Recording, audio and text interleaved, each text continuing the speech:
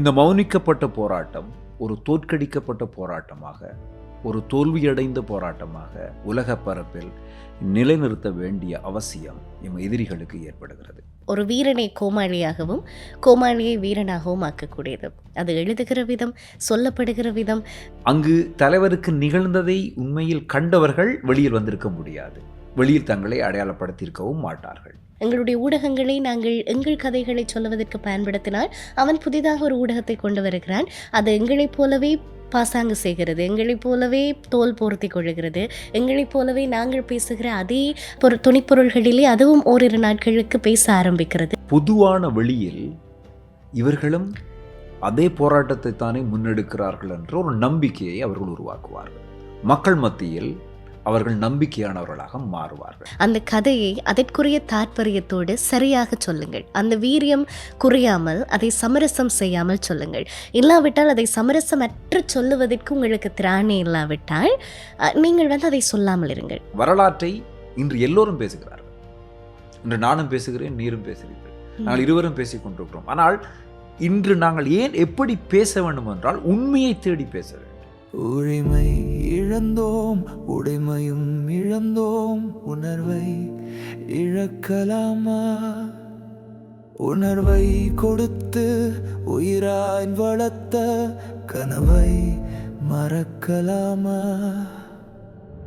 தோல்வி நிலை என நினைத்தால் மனிதன் வாழ்வை நினைக்கலாமா?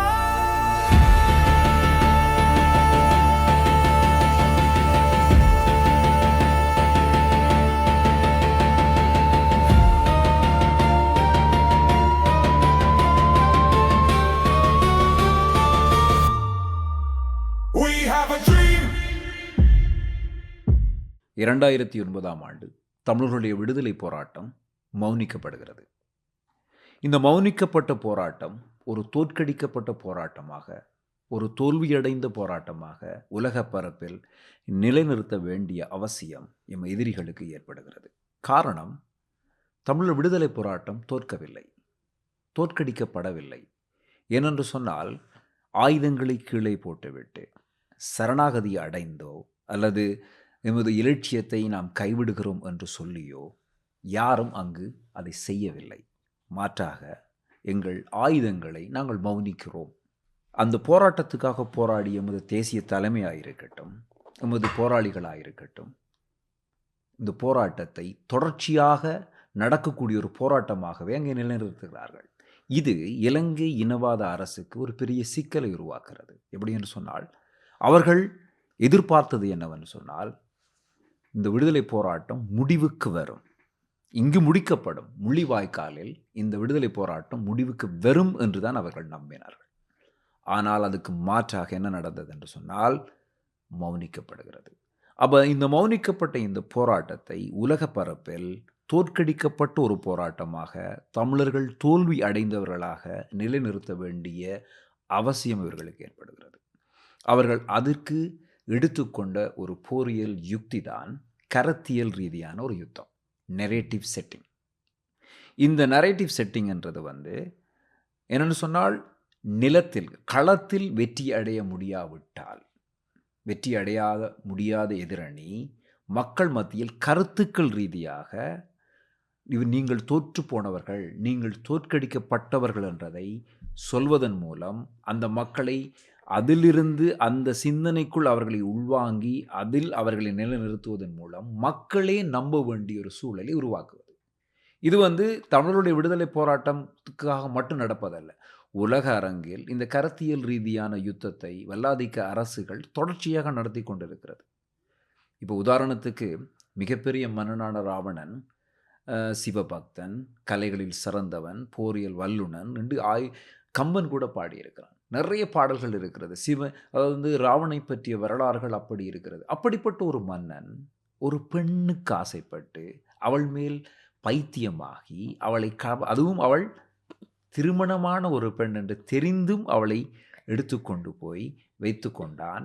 அதற்காக தன்னுடைய படைகளை இழந்தான், அதற்காக தன்னுடைய நாட்டை இழந்தான், அதற்காக தன்னுடைய சகோதரர்களை இழந்தான் என்றொரு வரலாற்றை உருவாக்கி விட்டிருக்கிறார்களா? This is called narrative setting. இல்லையா? நிச்சயமாக. இன்றைக்கு ராவணனுடைய வீழ்ச்சியை நாங்கள் ராவணன் கெட்டவனாக நம்பியிருந்த ஒரு சமூகம் இன்றுதானே உண்மையை நம்புகிறது. ஸோ இன்று என்ன நடக்கிறது என்று சொன்னால், தமிழர்களுக்கு எதிராக மிகப்பெரிய ஒரு கருத்தியல் யுத்தம், நரேட்டிவ் வார் நடந்து கொண்டிருக்கிறது. ஆக நீங்கள் சொன்ன எல்லாவற்றிலும் இருந்து புலப்படுகிற அந்த மைய கருத்து என்னவென்றால், ஒரு கதை சொல்லப்படுகிற விதம், அது ஒரு ஒரு வீரனை கோமாளியாகவும், கோமாளியை வீரனாகவும் ஆக்கக்கூடியது. அது எழுதுகிற விதம், சொல்லப்படுகிற விதம், அதிலே காட்சிகள் விவரிக்கப்படுகிற விதம், அதை எழுதுவதற்கு பயன்படுத்துகிற ஆள் முதற்கொண்டு எல்லாமுமே அந்த அந்த கதை என்பது வெறுமனே கதை அல்ல. அது வரலாறு. காலகாலமாக வரலாறு எப்படி நினைவு கூரப்பட்டது என்று சொல்லி சொன்னால், அது வாய்வழி கதைகளூடாகத்தான். ஆக இன்றைக்கு நாங்கள் உச்சரிக்கிற ஒவ்வொரு வார்த்தையும், இல்லாவிட்டால் நாங்கள் பேசுகிற அ தமிழர் விடுதலை போராட்டம் சம்பந்தமான, இல்லாவிட்டால் ஈழத்தமிழர்களினுடைய வரலாறு சம்பந்தமாக நாங்கள் பேசுகிற அத்தனையும் சாதாரணமாக காற்றிலே தூற்றுகிற வார்த்தைகள் கிடையாது. அது அத்தனையும் இன்றைக்கு எத்தனை ஆண்டுகள் ஆனாலுமே தன்னுடைய வேர் என்ன என்பதை தேடி பார்க்கிற ஒரு தமிழ் சமூகத்தினுடைய பிள்ளைக்கு நாங்கள் சேர்த்து வைத்திருக்கிற ஆவணங்கள். ஆக அதை நாம் எவ்வளவு தெளிவாக புரிந்திருக்கிறோமோ, இல்லாவிட்டால் அதனுடைய தாற்பயம் தெரிந்திருக்கிறோமோ இல்லையோ, எதிராளி அதை மிகச் சரியாக ஆரம்பத்திலே இருந்து தெரிந்து வைத்திருக்கிறார். இது எப்படி இதனுடைய தொடக்கம் நிகழ்கிறது என்றால், இது தனிய தமிழீழ விடுதலை போராட்டத்திற்கோ, இல்லாவிட்டால் ஈழத்தமிழர்களுக்கோ மாத்திரமானதல்ல. பொதுவாகவே கதைகள் இங்கே தான் ஆரம்பிக்கிறது. அதாவது ஒரு நிலம் இருக்கும். அந்த நிலத்துக்கென்று ஒரு பூர்வக்குடி இருக்கும். எங்கிருந்தோ ஆக்கிரமிப்பாளர்கள் வருவார்கள். அவர்கள் அந்த நிலத்தை அப்படியே சுற்றுமுற்றும் பார்ப்பார்கள். அந்த மக்களினுடைய பலம் என்ன, பலவீனம் என்ன என்பதை தெரிந்து கொள்ளுவார்கள். அந்த ஆக்கிரமிப்பாளர்களிடம் இருக்கிற உண்மையைக் காட்டிலும் தந்திரம் நிறையவே இருக்கும். ஆக அந்த அந்த பூர்வக்குடிகள் அயர்ந்திருக்கிற நேரம் பார்த்து அவர்களினுடைய நிலத்தை சுவீகரித்துக் கொள்ளுவார்கள். எப்போது அந்த நிலத்தை சுவீகரித்தார்களோ, அந்த நாள் முதற்கொண்டு அவர்கள் தங்களுக்கு ஏற்றபடி தங்கள் கதைகளை, அதை தங்கள் நிலம் போலவே அவர்கள் நிறுவ முற்படுவார்கள். இது ஒரு பக்கம் என்றால், இன்னொரு பக்கம் அந்த பூர்வக்குடிகளை மயக்க நிலையிலேயே வைத்திருப்பார்கள். அதாவது அவங்க யாரென்றது என்றைக்குமே அவங்க உணராத மாதிரி பார்த்துக் கொள்ளுவார்கள். அதனுடைய ஒரு உத்தியாகவும், உபாயமாகவும் தான் இருக்கிறது. அவர்களுடைய வீரம் செறிந்த அந்த நிலம் குறித்த கதைகளை மலினப்படுத்துவது, இல்லாவிட்டால் தொய்வடையச் செய்வது. அ உதாரணத்துக்கு, இப்ப யாழ்ப்பாணத்தில பண்டாரவன்னியனுக்கு ஒரு சிலை இருக்கும். பண்டாரவன்னியன் என்கிற அந்த பெயரை உச்சரிக்கிற போதே ஒரு மாதிரி நெஞ்ச நிமிர்த்தி நிற்க வேண்டிய ஒரு பெயர். ஆனால் அந்த சிலை உடைக்கப்பட்டு புதிதாக ஒரு சிலை நிறுவப்பட்டது. எங்களுக்கு பார்க்க எப்படி இருக்கும்? இலங்கை அரசாங்கம் எவ்வளவு நல்ல அரசாங்கம் பாருங்க. உடைச்ச பண்டாரவன்னியன் சிலைய அப்படியே கொண்டு வைக்கிறாங்கன்னு. ஆனா அந்த சிலைகளினுடைய நிறுவுகையிலேயே சின்ன சின்ன டீட்டெயில்லயும் உங்களுடைய வரலாறு தெரிவுபடுத்தப்படுவதற்கான அடையாளங்கள் இருக்கிறது. அதாவது முன்னம் இருந்த பண்டாரவன்னியன் சிலை மிக வீரமான, கம்பீரமானது. அதை பார்க்குற ஒரு 10 வயசு சிறுவனுக்கு ஆரம்மா இதுன்னு கேட்டா, அது பண்டாரவன்னியன் மன்னன் என்று சொல்லும்போது பெருமையாக இருக்கும். அதுவே இப்போது போய் பார்க்கிறவர்களுக்கு அந்த பண்டாரவன்னியன் சிலை ஒரு குவாசியக்கோர் வந்த மன்னனினுடைய சிலை மாதிரி இருக்கிறது. ஒட்டி உலர்ந்த தேகம். ஆக பண்டாரவன்னியன் என்ன இப்படி இருக்கிறாரோ, தமிழர்களினுடைய வரலாறு இப்படிப்பட்டது தானா என்கிற மாதிரி சின்ன சின்ன டீட்டெயில் மூலமாக கூட அவர்கள் அந்த வரலாறை தொய்வடைய செய்வதிலே தெளிவாக இருக்கிறார்கள். இதுதான் எங்களுக்கு எதிராக நிகழ்த்தப்படக்கூடிய, நிகழ்ந்து கொண்டிருக்கக்கூடிய கருத்தியல் யுத்தம். என்னென்னு சொன்னால், இப்போ நீங்கள் தமிழீழ விடுதலை போராட்டத்தை எடுத்துக்கொண்டால் பல களங்களை பற்றிய கதைகள் இருக்கிறது, பல போராளிகளை பற்றிய கதைகள் இருக்கிறது. இந்த கதைகள் எல்லாம் ஒரு காலத்தில் நமது அமைப்பே, தமிழீழ விடுதலை போராட்ட அமைப்பே யுத்தத்தில் நடந்தவைகளை தெளிவாக கதைகளாக எழுதியிருக்கிறார்கள். ஆனால் இன்று நீங்கள் சமூக வலைத்தளங்களை எடுத்துக்கொண்டால், அந்த போராட்டத்தில் நடந்த சண்டைகள் எல்லாம் வேறு விதமாக பேசப்படுகிறது. இங்கு நடந்தது, அப்படி நடந்தது, இப்படி நடந்தது. அதாவது எல்லோருமே கதை சொல்லிகளாக மாறி, களத்தில் நின்றவனும் இல்லை, வெளிநாட்டில் நின்று கொண்டிருந்தவர்கள், இவைகள் எல்லாருமே அந்த கதைகளை நேரடியாக பார்த்தவர்கள் போல பேசிக்கொண்டிருக்கிறார்கள். இன்றைக்கு சமீபத்தில் கூட இறுதி யுத்தத்தில் தலைவருக்கு என்ன நிகழ்ந்தது என்பதை யாரும் பார்க்கவில்லை. அப்படி பார்த்தவர்கள் உயிரோடு இருப்பதற்கு வாய்ப்பும் இல்லை என்று வைத்துக் கொள்வோமே. என்னென்று சொன்னால், அங்கு தலைவருக்கு நிகழ்ந்ததை உண்மையில் கண்டவர்கள் வெளியில் வந்திருக்க முடியாது, வெளியில் தங்களை அடையாளப்படுத்தியிருக்கவும் மாட்டார்கள். அப்ப நடந்ததை பற்றி தெளிவாக தெரியாதவர்கள் இப்படி நடந்திருக்கலாம், அப்படி நடந்திருக்கலாம் என்று இட்டுக்கட்டி கதைப்பார்கள் என்று சொல்வார்கள் இல்லையா? அதாவது ஒரு தங்களுக்குள்ளே ஒரு ரீக்ரியேட் பண்ணுறது ஒரு ஸ்டோரியை. இது என்னப்படி நடக்குதுன்னு சொன்னால், இது இதுக்கு பின்புலத்தில் யாரோ இவர்களை செயற்படுத்துகிறார்கள் அல்லது இவர்களை இப்படியெல்லாம் பேச வைக்கிறார்கள் என்றால் அதுவும் இல்லை. நாமே எமக்குள்ளேயே எங்களுடைய வரலாறுகள், எங்களுடைய கதைகளை சார்ந்த ஒரு கற்பனைகளை கலந்து நாங்களே ஒரு பிழையான கருத்துக்களை இந்த சமூகத்துக்கு சொல்ல வழிகிடுகிறோம். அதை அவர்கள் என்ன செய்கிறார்கள் சொன்னால், அதை மிக பரவலாக கொண்டு சேர்ப்பது தான் அவருடைய வேலை. உங்களிடம் இந்த கருத்தை சொல்லு என்று அவர்கள் சொல்லப் போவதில்லை. நீங்கள் சொல்லுகின்ற பிழையான கருத்துக்களை இந்த சமூகத்தில் கொண்டு போய் பரவலாக கொண்டு சேர்ப்பது. அதை சேர்ப்பதன் மூலம் உண்மையாக இருந்த ஒரு கருத்து இங்கு பிழையான கருத்தின் மூலம் காணாமல் ஆக்கப்படுவது. இதுதான் இங்கு நடந்து கொண்டிருக்கிறது. இன்றைக்கு எங்களுடைய விடுதலை போராட்டத்தை எடுத்துக்கொள்வோம்.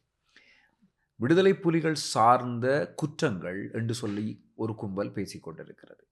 விடுதலை புலிகள் இப்படி போராடினார்கள், அப்படி போராடினார்கள், அவரோட இவ்வளவு வளம் இருந்தது, இவ்வளவு படைப்பலம் இருந்தது என்று சொல்லி இன்னொரு பகுதியினர் பேசிக்கொண்டிருக்கிறார்கள். விடுதலை புலிகள் எப்படி தோற்றார்கள் தெரியுமா? என்ன காரணத்துக்காக தோற்றார்கள் தெரியுமா? ஏன் அவர்கள் இறுதி வரை இலங்கை இராணுவத்தை எதிர்த்து மிகப்பெரிய பலமாக போராட முடியாமல் போனதுக்கான காரணங்கள் என்ன தெரியுமா என்று சொல்லி இன்னொரு பகுதியினர் பேசிக்கொண்டிருக்கிறார்கள். இங்கே என்ன நடக்குதுன்னு சொன்னால், உண்மை ஒரு இடத்தில் நின்று பார்த்து கொண்டிருக்கிறது. அந்த உண்மைக்கு வெளியில் பல பொய்கள் பேசப்பட்டு கொண்டே இருக்கிறது. பேசப்பட்டு கொண்டிருக்கிற இந்த பொய்கள் பரவலாக மக்கள் மத்தியில் கொண்டு சேர்க்கப்படுகிறது.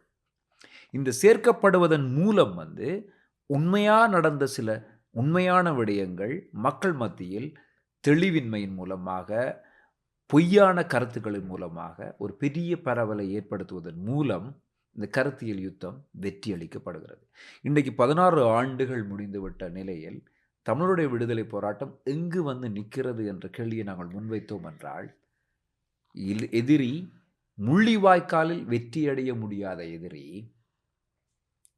இந்த 16 ஆண்டுகளில் கருத்தியல் ரீதியாக எம்மை வெற்றியடைந்து கொண்டிருக்கிறான் என்றதுதான் உண்மை.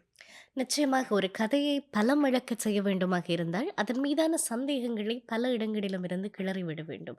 அந்த சந்தேகங்களை கிளறிவிட்டாலே அதனுடைய உண்மைத்தன்மை அப்படியே உலுப்பப்பட்டுவிடும். ஆக விடுதலை போராட்டத்தை மக்கள் இவ்வளவு தூரம் நேசிப்பதற்கு என்ன காரணம் என்றால், அது எதன் மீது கட்டப்பட்டது என்பதுதான். அது எதன் மீது கட்டப்பட்டிருக்கிறது என்றால், மாசுபடாத ஒரு தேசத்தின் மீதான அர்ப்பணிப்பின் மீது, அவர்களினுடைய மாசுபடாத குருதியினாலே, மாசுபடாத கண்ணீரினாலே, அந்த அர்ப்பணிப்பினாலே, அந்த பற்றுதலினாலே கட்டப்பட்ட உண்டு. ஆக அப்படி கட்டப்பட்ட ஒன்று என்பதனாலே தான் அதன் மீதான மக்களினுடைய விசுவாசமும் இன்றைக்கு வரைக்கும் தளராத ஒன்றாக இருக்கிறது. ஆக நாங்கள் சொல்லுகிற இந்த நரேட்டிவ் செட்டிங்ஸ் எல்லாம் மெதுவாக அந்த மாசற்ற, அந்த முழுமையான அர்ப்பணிப்புள்ள, இல்லாவிட்டால் ஒருமித்து நின்ற அந்த மாதிரியாக நாங்கள் உச்சரிக்கிற அத்தனை வார்த்தைகளையும் மெதுவாக கேள்விக்குள்ளாக்குகிறார்கள். ஓ, இப்படி ஒன்று இருந்தது தெரியுமா? அப்படி ஒன்று இருந்தது தெரியுமா? அவர்களுக்குள்ளே பிரதேசவாதம் இருந்தது தெரியுமா? கடைசியிலே இந்த படையெடுப்பை அவர்கள் கைவிடுவதற்கு காரணமே இப்படி ஒரு பிரதேசவாதம், இது இவர்களுக்கு இந்த மாதிரியான ஒரு பாராட்டு போய் சேரக்கூடாது என்பதற்காக செய்தார்கள் என்பது தெரியுமா என்று புதிதாக அது அந்த உண்மையை சந்தேகிக்கிற மாதிரியான கதைகள் உருவாக்கப்படுகிற பொழுது, அந்த உண்மைக்கு சாட்சியாக நின்றவர்கள் கடைசி வரைக்கும் நிற்பார்கள். ஆனால் அதற்கு பிறகு வருகிற சந்ததி அதனுடைய உண்மையை கேள்வி கேட்க ஆரம்பிக்கும். அதை போல ஒரு ஆபத்தான சூழல் நம்மளுடைய சந்ததிக்கு வேறு எதுவும் இருக்க முடியாது. நாங்கள் ஒரு கும்பலாக நிற்கிறோம். ஒருவர் தனித்து நிற்கிறார். ஒருவர் தனித்து நிற்கவருடைய பேச்சு இந்த சமூகத்தில் ஈடுபடுமா? கும்பலாக கத்துவர்களுடைய சத்தம் தான் வெளியில் பரவலாக கேட்கப்படும். நிச்சயமாக அவர் உண்மையாக இருந்தாலும் பரவலாக மக்கள் மத்தியில் போய் சேருவது எல்லாமே கும்பலாக ஏற்படுத்தக்கூடிய நோய்ஸ். இன்றைக்கு எங்களுடைய விடுதலை போராட்டம் சார்பாக இதுதான் நிகழ்ந்து கொண்டிருக்கிறது. என்னென்னு சொன்னால், வரலாற்றை இன்று எல்லோரும் பேசுகிறார்கள். இன்று நானும் பேசுகிறேன், நீரும் பேசுகிறீர்கள், நாங்கள் இருவரும் பேசிக் கொண்டிருக்கிறோம். ஆனால் இன்று நாங்கள் ஏன் எப்படி பேச வேண்டும் என்றால், உண்மையை தேடி பேச வேண்டும். எது நிகழ்ந்தது என்பதை பற்றி நாங்கள் பேச வேண்டும். இன்றைக்கு எங்கள் மண்ணில் விடுதலை போராட்டம் தோற்கடிக்கப்படவில்லை என்பதை எத்தனை பேர் நம்பிக்கொண்டிருக்கிறார்கள்? யாரை கேட்டாலும் 2009 நாங்கள் விடுதலை போராட்டம் தோற்றுவிட்டோம். நாம் தோற்கவில்லை. ஏன் இதை நீங்கள் நம்ப மறுக்கிறீர்கள்? தமிழீழ விடுதலை போராட்டம் 2009 ஓடு முடிவுக்கு வரவில்லை, தோற்கடிக்கப்படவும் இல்லை. இந்த யதார்த்த உண்மையை நாங்கள் ஒவ்வொருவரும் உணர்ந்து கொள்ள வேண்டும். இலட்சியம் என்பது அங்கு இன்னும் இருக்கும் பொழுது, அதுக்கான தேவை இருக்கும் பொழுது எப்படி அது முடிவுக்கு வரும்? ஒரு இலட்சியம் வெற்றி அடைந்தால் மட்டும்தானே அது முடிவுக்கு வரும் என்ற அர்த்தம். ஆனால் தமிழீழ தேசம் என்ற ஒரு கனவு, ஒரு விடுதலை போராட்டத்துக்கான தேவை, ஒரு இலட்சியம் இன்னும் இருந்து கொண்டிருக்கும் பொழுது தமிழீழ விடுதலை போராட்டம் எப்படி முடிவுக்கு வரும்? நிச்சயமாக. அது ஆயுத போராட்டம் மௌனிக்கப்பட்டது என்பது உண்மை. ஆனால் தமிழீழ விடுதலை போராட்டம் எப்போது ஆரம்பமானது? எப்பொழுது நாங்கள் அடக்குமுறைக்கு எதிராக குரல்களை உயர்த்தினோமோ, அப்போது ஆரம்பமானது. அது ஆண்டாண்டு காலங்களுக்கு முன்னும் நாங்கள் தொடங்கினது. நாங்கள் என்றைக்கு எங்களுக்கான விடுதலையை கண்டடைகிறோமோ, அன்றைக்கு தான் அது முடிவுக்கு வர முடியும். இல்லையா? நீங்கள் சொன்னது போல. ஆக இப்போது நிகழ்ந்து கொண்டிருக்கிற விடயம் எங்களுடைய கை விரலை கொண்டு எங்களுடைய கண்ணையே குத்துவது போல. நாங்கள் என்ன ஆயுதத்தை எடுத்து எங்களுக்கு நிகழ்ந்தது அநீதிதான், இல்லாவிட்டால் நாங்கள் இன்னார் தான், இப்படிப்பட்ட ஒரு வேரைச் சேர்ந்தவர்கள் தான், இந்த பாதை வழியாகத்தான் பயணிக்கிறோம் என்று எங்களுடைய சந்ததிகளுக்கு திரும்ப திரும்ப சொல்லிக் கொண்டிருக்கிறோமோ, எதிரியும் அதே ஆயுதத்தை தான் கொண்டு வருகிறான். எங்களுடைய ஊடகங்களை நாங்கள் எங்கள் கதைகளை சொல்லுவதற்கு பயன்படுத்தினால், அவன் புதிதாக ஒரு ஊடகத்தை கொண்டு வருகிறான். அது எங்களைப் போலவே பாசாங்கு செய்கிறது. எங்களைப் போலவே தோல் போர்த்திக் கொள்ளுகிறது. எங்களைப் போலவே நாங்கள் பேசுகிற அதே அதே துணிப்பொருள்களிலே அதுவும் ஓரிரு நாட்களுக்கு பேச ஆரம்பிக்கிறது. ஆனால் அதனுடைய திரைமறைவிலே வேறு வேறு நிகழ்ச்சி நிரல்கள் அங்கே இயற்றப்பட்டுக் கொண்டிருக்கிறதை பார்க்கக்கூடியதாக இருக்கிறது. ஆக முதலிலே அவர்களுடைய கதை சொல்லி, அது ஊடகமாக இருக்கலாம், அரசியல் பரப்பிலே சிங்கள அரசினுடைய கைக்கூலிகளாக இயங்குகிற தமிழ் ஆட்களாக இருக்கலாம். அவர்கள் எல்லாரினுடைய முதல் முயற்சியாகவும் இருப்பது, அந்த சம்பந்தப்பட்ட நபரோ அல்லாவிட்டால் சம்பந்தப்பட்ட ஊடகமோ தமிழ் மக்களினுடைய நம்பிக்கையை பெற வேண்டும் என்பதுதான் அவர்களினுடைய முதல் இலக்காக இருக்கிறது. அதாவது நீங்கள் கதை சொல்லியை நம்புகிற போதுதான் அவன் சொல்லுகிற கதையை நீங்கள் நம்ப ஆரம்பிப்பீர்கள். இல்லை, இன்னொரு விடயம் நீங்கள் சொன்ன மாதிரி இன்று உருவாக்கப்படும் மீடியாக்கள். நீங்கள் சொன்னது போல நாம் பேசுவதே அவர்களும் பேசுவார்கள். நாங்கள் முன்வைக்கிற கருத்துக்களையே அவர்களும் முன்வைப்பார்கள். ஸோ ஒரு ஒரு பொதுவான வெளியில் இவர்களும் அதே போராட்டத்தை தானே முன்னெடுக்கிறார்கள் என்ற ஒரு நம்பிக்கையை அவர்கள் உருவாக்குவார்கள். மக்கள் மத்தியில் அவர்கள் நம்பிக்கையானவர்களாக மாறுவார்கள். நிச்சயமாக. நான் அந்த இடத்துல உங்களை இடைமறிப்பதுக்கு இங்கே மன்னிக்க வேண்டும். சொல்லுவார்கள் கள்ளப்போதகர்கள் அப்படி என்று சொல்லி. அதாவது படிக்கிறது தேவாரம், படிக்கிறது சிவன் கோயிலாக இருக்கும். நீங்கள் தேவாரத்தை பாடுறதை பார்த்துட்டு நாங்கள் நினைப்போம், ஓ எங்கட ஆள் தானே அப்படின்னு சொல்லி. ஆனால் பின்னணியில் இது நிகழ்ந்து கொண்டிருக்கும். ஏன்னா மக்களை பொறுத்த வரைக்கும் உமது விடுதலை போராட்டத்தையும் உங்களுடைய தேசிய அமைப்பையோ பற்றி யார் பேசினாலும் அதன்பால் அவர்கள் ஈர்ப்புடையவர்களாக மாறிவிடுவார்கள். இதுதான் எங்கள் மக்கள் மத்தியில் இருக்கக்கூடிய ஒரு பலமும் பலவீனமும். இந்த பலவீனத்தை இவர்கள் எப்படி எடுத்துக்கொள்வார்கள் என்று சொன்னால், ஓகே, பாதிக்கப்பட்டவர்கள் என்று பயங்கரவாத அமைப்பால் இவர்கள் பாதிக்கப்பட்டவர்கள் என்ற ஒரு கருத்தியலை முன்வைப்பது. இங்கு பாதிக்கப்பட்டவர்கள் யார்? இங்கு பயங்கரவாதிகள் யார்? பயங்கரவாதிகள் என்று இவர்கள் சொல்பவர்கள் விடுதலை போராளிகள். பாதிக்கப்பட்டவர்கள் என்று சொல்பவர்கள் தேசத்துக்காக விடுதலைக்காக போராடும் மக்கள். ஆனால் இன்று குற்றவாளிகள் இவர்கள் இருவரும். ஸோ பயங்கரவாதிகளால் பாதிக்கப்பட்டவர்களை மீட்பதற்கான ஒரு யுத்தத்தை இலங்கை அரசாங்கம் நிகழ்த்தியது என்று உலக பரப்பில் தொடர்ச்சியாக பேசுவது, இதை ஊடகங்களின் மூலம் முன்மொழிந்து கொண்டே இருப்பது. இன்று என்ன நடக்குது என்று சொன்னால், இன அழிப்பு என்ற வார்த்தையையே பலர் மெதுவாக கைவிட்டு கொண்டிருக்கிறார்கள். என்னென்று சொன்னால், அங்கு இன அழிப்பு நடக்கவில்லை. இருபாலருக்கும் நடந்த யுத்தத்தில் மக்கள் கொலை செய்யப்பட்டார்கள். அந்த அப்போ மக்களுக்கும் அந்த யுத்தத்துக்கும் சம்பந்தம் இல்லை, மக்களுக்கும் அந்த போராட்டத்துக்கும் சம்பந்தம் இல்லை. ஆனால் ஒரு குளிக்கப்பட்ட ஒரு அமைப்புக்குத்தான் போராட்டம் தேவையாக இருந்தது என்று ஒரு நேரேட்டிவை உருவாக்குதல். புலிகளுக்குத்தான் தமிழீழம் என்ற ஒரு தேசம் தேவைப்பட்டதை ஒழிய ஈழத்தமிழர்களுக்கு தமிழீழ தேசம் தேவைப்படவில்லை என்ற ஒரு கருத்தியலை உருவாக்குதல். ஆனால் மக்கள் தானே புலிகள், புலிகள் தானே மக்கள். இந்த உண்மை இங்கு நின்று கொண்டிருக்கிறது. ஆனால் இந்த உண்மையை மறைத்து பாதிக்கப்பட்ட மக்கள் என்று சொல்லி ஒரு கருத்தியலை உருவாக்குதல், பாதிக்கப்பட்ட மக்களாக சிலரை வைத்து அதை முன்மொழிய வைக்கப்படுகிறது. எங்களுடைய அரசியல்வாதிகளை அதை பற்றி பேசுவது, எங்களுடைய அமைப்புகளை அதை பற்றி பேசுவது.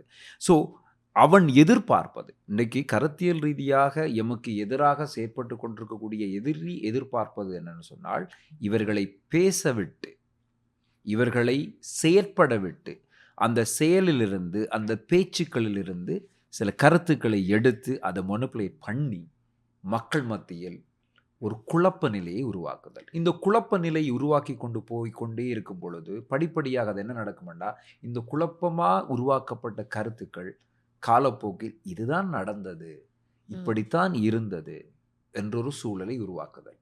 இதுதான் இந்த 16 ஆண்டுகளாக நடந்து கொண்டிருக்கிறது. இன்றைக்கு நோர்தர்ன் ஈஸ்ட், வடக்கு கிழக்கு தமிழருடைய பிரதேசம். இந்த தமிழருடைய பிரதேசத்தில் இலங்கை அரசாங்கம், இலங்கை இப்போ ஆண்டு கொண்டிருக்கக்கூடிய இலங்கை அரசாங்கமாக இருக்கட்டும் சரி, முன்பு ஆண்டு இலங்கை அரசாங்கத்தினுடைய எல்லாருமே வந்து தமிழர்களுக்கு நல்ல ரோடை போட்டார்கள். ம். வா, குண்டும் குழியுமாக இருந்த ரோடு வந்து இப்பொழுது கார்ப்பரேட் ரோடு வந்து எங்களுக்கு போடப்பட்டிருக்கிறது என்று மக்கள் சந்தோஷப்பட்டார்கள். எல்லா விதமான வாய்ப்புகள், வசதிகள் எல்லாமே அங்கு உருவாக்கப்படுகிறது. ம். கலை நிகழ்ச்சிகள் நடக்கிறது. இதுவரை காலமும் நடிகர்களையோ இல்லாட்டி பாடகர்களையோ யாரையுமே பார்க்காத மக்களுக்கு வந்து அவர்கள் எல்லாரையும் கொண்டு வந்து நிகழ்ச்சிகள் நடத்துகிறது. அது தவறில்லை. மக்கள் சந்தோஷமாக இருக்க வேண்டும், அது தவறில்லை. ஆனால் இதன் மூலம் என்ன விதமான ஒரு ஒரு ஒரு சூழல் அங்கு உருவாக்கப்படுது என்று சொன்னால், நான் யார், ஏன் நான் போராடினேன், எதற்காக எங்கள் போராட்டம் நடந்தது என்றதை விட்டு மக்கள் படிப்படியாக விலக்கப்படுது. ம். எங்களுக்கே தெரியாது. அதாவது வந்து எனக்கே தெரியாமல் நான் அதிலிருந்து வெளியில் வந்திருப்பேன். ரோடு போட்டிருக்காங்க தானே, நல்லா இருக்கிறது, எல்லாம் சந்தோஷமாக இருக்கிறோம், எல்லா விதமான வசதிகளும் வாய்ப்புகளும் எல்லாமே இருக்கிறது என்று சொல்லிக்கொண்டு மக்கள் அங்கே சந்தோஷப்படுவார்கள். ஆனால் அந்த மக்களை சுற்றி இலங்கை அரசாங்கத்தின் 80% இராணுவம் நிலை கொண்டிருப்பதை அவர்கள் உணர்வதில்லை. அந்த மக்களை சுற்றி இலங்கை அரசாங்கத்தின் உளவாளிகள் தொடர்ச்சியாக அந்த மக்களை கண்காணித்து கொண்டிருக்கிறார்கள். எப்பொழுதும் நீங்கள் கைது செய்யப்படக்கூடிய ஒரு சூழலில் இருக்கிறீர்கள், எப்பொழுதும் நீங்கள் கொலை செய்யப்படக்கூடிய ஒரு சூழலில் இருக்கிறது என்பதை அந்த மக்கள் மறந்து போவார்கள். நிச்சயமாக. இந்த மறந்து போன மக்கள் ஒரு காலத்துக்கு பிறகு அந்த இராணுவத்தோடு கைகுலுக்கிக் கொள்வார்கள், அந்த உளவாளிகளோடு சேர்ந்து கொள்வார்கள். இப்படியாக கருத்தியல் ரீதியாக மக்களை மாற்றி மாற்றி அவர்கள் எதற்காக போராடினார்கள் என்ற ஒரு நிலையிலிருந்து அவர்களை வெளியில் கொண்டு சாதாரண பிரச்சனைகளுக்காக போராடும் மக்களாக மாற்றுவது. உதாரணத்துக்கு வடக்கு கிழக்கில் மருத்துவ ரீதியாக நடக்கும் ஊழல்கள். இன்றைக்கு தமிழீழத்தில் வந்து 2009க்கு முன்பு 2009க்கு முன்பு இப்படியெல்லாம் பேசியிருக்க முடியுமா? மருத்துவத்தில் ஊழல், கல்வியில் ஊழல், கிரைம், அந்த கிரைம், இந்த கிரைம் எல்லாம் 2009க்கு முன்பு நிகழ்ந்ததை மக்களுக்கு தெரியுமா? நிச்சயமாக மக்களுக்கு தெரியும். அப்படி எல்லாமே நிகழவில்லை. ஒரு போராட்டம் நடந்தது, மக்கள் தெளிவாக இருந்தார்கள், அந்த போராட்டத்துக்காக துணை கொண்டு நின்றார்கள், நேர்மையாக ஒழுக்கத்தோடு மக்கள் வாழ்ந்தார்கள். மருத்துவர்கள் ஒழுக்கவாதிகளாக இருந்தார்கள், கல்வி சார்ந்தவர்கள் ஒழுக்கவாதிகளாக இருந்தார்கள்.